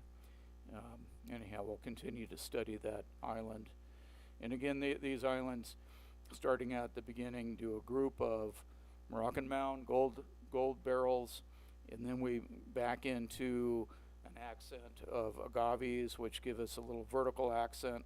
Then you can see followed by the giant hesperaloe, so again, more vertical emphasis. And then you get to the jojobas, which is just a soft cloud of greenery. So, and again, very affordable planting.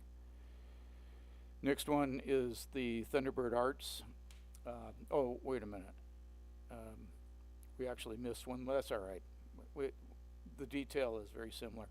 Here we are with Thunderbird Arts on this corner. Hoham Street goes back to Spanish Galleon, or Spanish Village rather. So we've got concern here with we have large sculpture. I think it's an asset. I'm working with them. I need more conversations to figure out how we can still have greenery and accommodate their sculpture. So I hope next council meeting we'll come back with very firm bids. We'll come back with pictures of the plant material and trees that we're actually buying. Pictures that you've been shown are taken from the gardens, my house, and the nurseries, available nurseries. Let's see, let's go to the next one here. This is in front of the Carefree Tea. Again, the same kind of planting materials here. We're looking at several benches.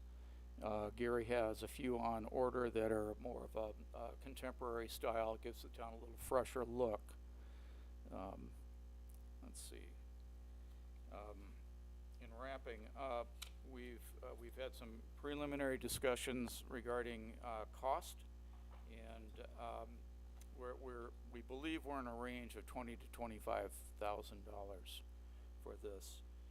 We're going to continue to refine the trees and the plant material. A lot of it will be based on when we actually visit the nurseries. Some plants will be bigger in the box than another. So if we can get a Texas laurel in a 36-inch box that is healthy, got a great canopy, that's our winner, versus if the Texas ebony is not showing as well. So we want to be flexible for what's available, and this is going to apply to a lot of the plants. So you know how nurseries move plants from a 5-gallon container into a 24-inch box. We don't want to be buying it just after the movement of that plant. So we're going to really look into what is really available at the time we're ready to put the plants in place. I've met with just about everybody along Easy Street. This was a good experience for me because I got to meet the community. I got to hear good things and concerns, and I would say that with the exception of two, this was received extremely well. They're all enthusiastic about moving forward. So we're actually anxious to get this going because we're entering our high season. You know, we really need for it to look great. But you know, you need to be fair in evaluating this. I looked at DC Ranch, I've been to Scottsdale Quarter, I've been to Kierland. Everybody has bare spots. The heat has taken its toll on plants. And most of the plants that have expired are leafy type plants. We're using very little of that. We're staying with the durable things, the golden barrels. Unless we overwater them, they're solid. Same with the Rocky Mountain. The way you kill desert plants is to overwater them. So we're going to be on top of the irrigation. We're going to be watching. We're going to identify the two different cycles that we have, and likely to not even put an emitter to the barrels and probably hand water those every other month, type of thing. So, but we'll keep an eye on how those are doing just by how plump those barrels are. So, gosh, did I cover it all? Anyhow, we think that we need to move ahead with this. I think it's going to help with all of our enjoyment of the gardens. And, you know, when this is done, we would like to add into the garden where we think that we have some bare spots. But we'll probably see how this does and go in with durable product again. So, thank you. Okay, well, thank you. Yeah, so you know, if we look at the general plan, some of the ideas that folks have brought forward, they talk about tree canopies, vegetation that's cooling.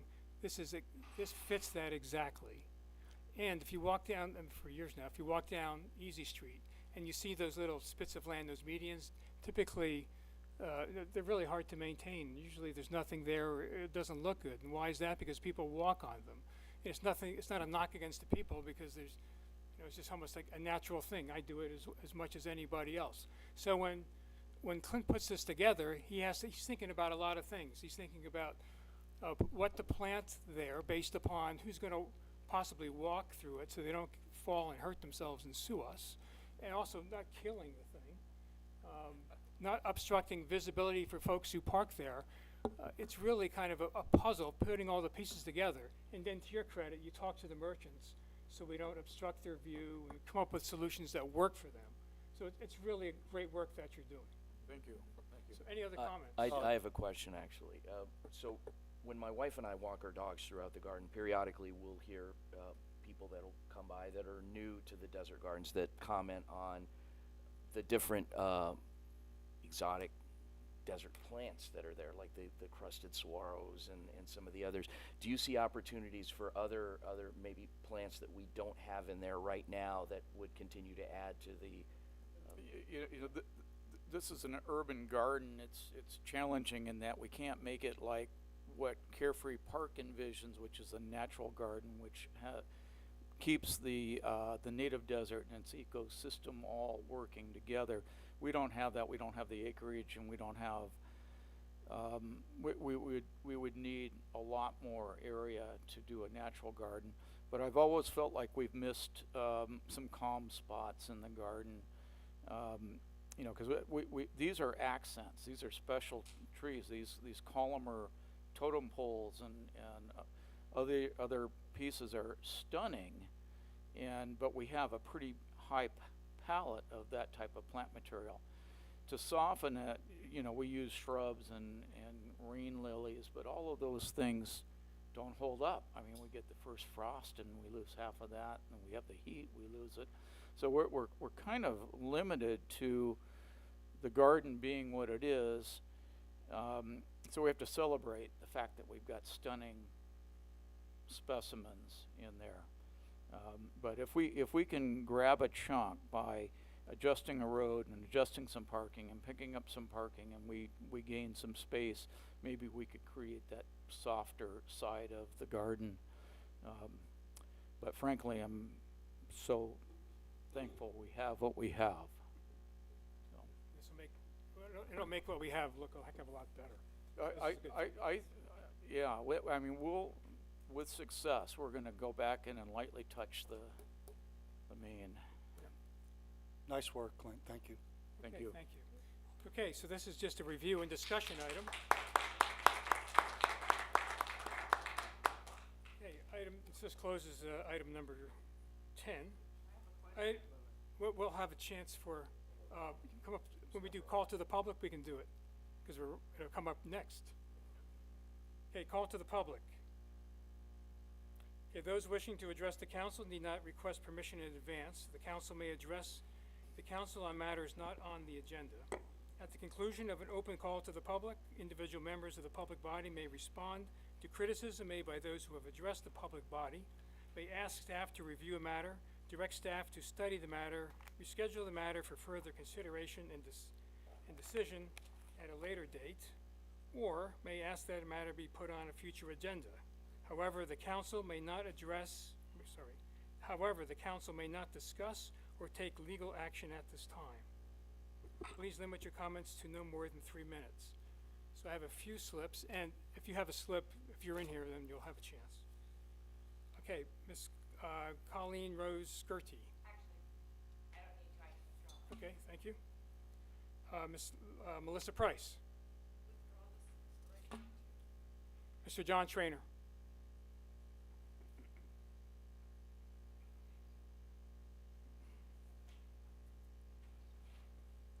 First, I'd like to apologize. I did not identify myself when I spoke on item number 7 earlier. You all know me, but John Trainer, Carefree resident. Okay, thank you. I wanted to add this as a current event, very current event, only hours away. You may or may not have heard of this, but there is going to be a nationwide test of the emergency broadcast system, whatever it's now called, tomorrow at 11:20 our time. So your phones, your radios, your TVs, everything that can communicate will be squawking about something.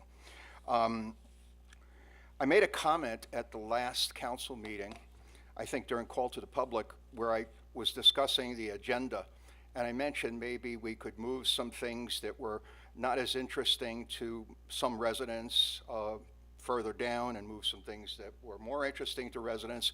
It somehow got translated in the minutes I'm not sure the exact wording. I think as John Trainer spoke about the things that he saw was important, wanted to see the things he saw as important.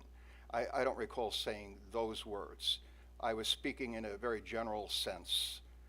I just wanted to clear the record on that. I wasn't going to speak about the economic development plan again, since you guys have made a very wise decision, in my humble opinion. But I did want to mention, Councilman Hatcher mentioned the $14 million investment that a developer would make would be a substantial amount of money. Nobody will disagree with that. But I will remind you that the town made a $35 to $40 million investment in providing water to some of you folks on the west side. So it's a big number, but if a developer is interested in doing business in Carefree, and we are interested in getting that business in Carefree, then I think it's doable. Needs to be worked out, I agree with that.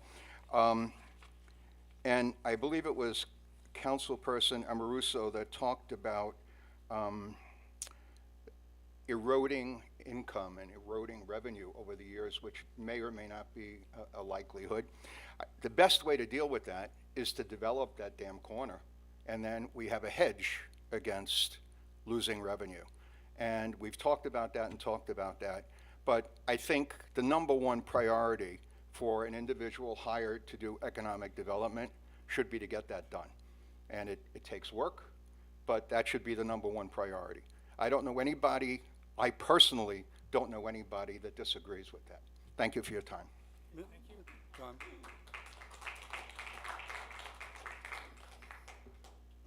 Ariane Busser. Busser. Buser. Buser. It's okay. Sorry. The lady in blue. Yes, the lady in blue. Hi again, Ariane Buser, Carefree resident. I just wanted to say thank you so much for listening to the residents tonight. I finally feel like our opinions are being respected by the town council, and I really, really appreciate that. So I just want to say thank you.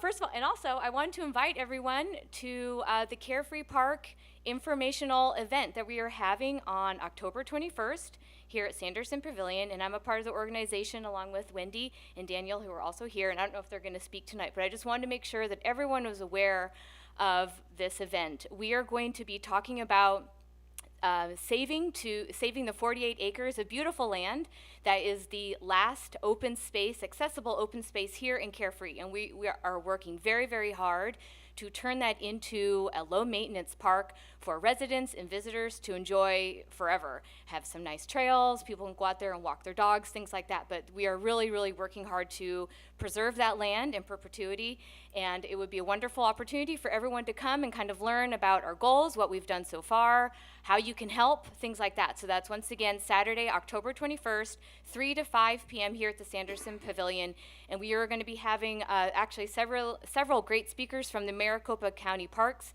Organization, Arizona Trails group as well, and so once again it's a great opportunity to kind of come and learn and hear from some respected individuals in the community about how parks are so vital to a healthy community and why we are really working hard to preserve that land for a park. Thank you. Okay, thank you. Okay, Ms. Jan Neal. Okay, thank you. Ms. Cindy Bergen.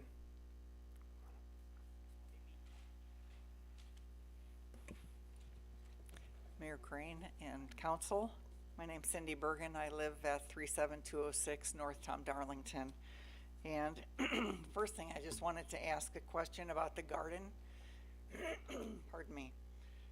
Has there been any consideration about the front of Chase Bank and Wampum Way where people come into our community? It looks horrendous. You might want to. We can't engage, but Just a okay, suggestion. We can talk to you in 5 minutes. Just a suggestion that. Yes. Yes. Okay, go ahead, Clint, respond. Go ahead. I agree. We would like to work on that, and of course, my effort has gone into the Easy Street. Sure. But that would be coming up soon. I've brought that up several times, and it just looks like it's a demilitarized zone. And when people come into our community, we want to welcome them. So, just my comments. In fact, I asked Mr. Millstone about it. Yes. And he deferred me to Mr. Propopek because it's maybe an easement issue. I don't know where they draw the line between their responsibilities. So the question is, who is responsible? Is it us, or is it the bank? The bank. So we got to figure that out. That should be pretty easy to figure out, and then we can decide what we ought to do with it. I mean, some of the vegetation, I've looked at it, isn't horrendous. No. But some of it is non-existent. Right. And where it's non-existent, it ought to be filled in a little bit. Right, that's all it needs, is a little Exactly bit of right. powder puffs here and there. But I agree. it's just my comments. And then I also wanted to thank you, Mayor Crane, for changing the format of the meeting. I think it's important to hear what we have to say. It allows a more meaningful discussion, and I think it allows more transparency. So thank you. You're most welcome. I have to say also that I went to one of the traffic calming meetings. It was really well formatted. The presentation was given, feedback was back and forth, and we all felt heard. So I wanted to compliment the town engineer, but he's stepped out, so please pass that along. Okay. And I had 3 other points that I wanted to make, but they pretty much have been talked about. I do want to add, though, that with the economic development plan, I really think it should be wait until after the 60-day general plan review.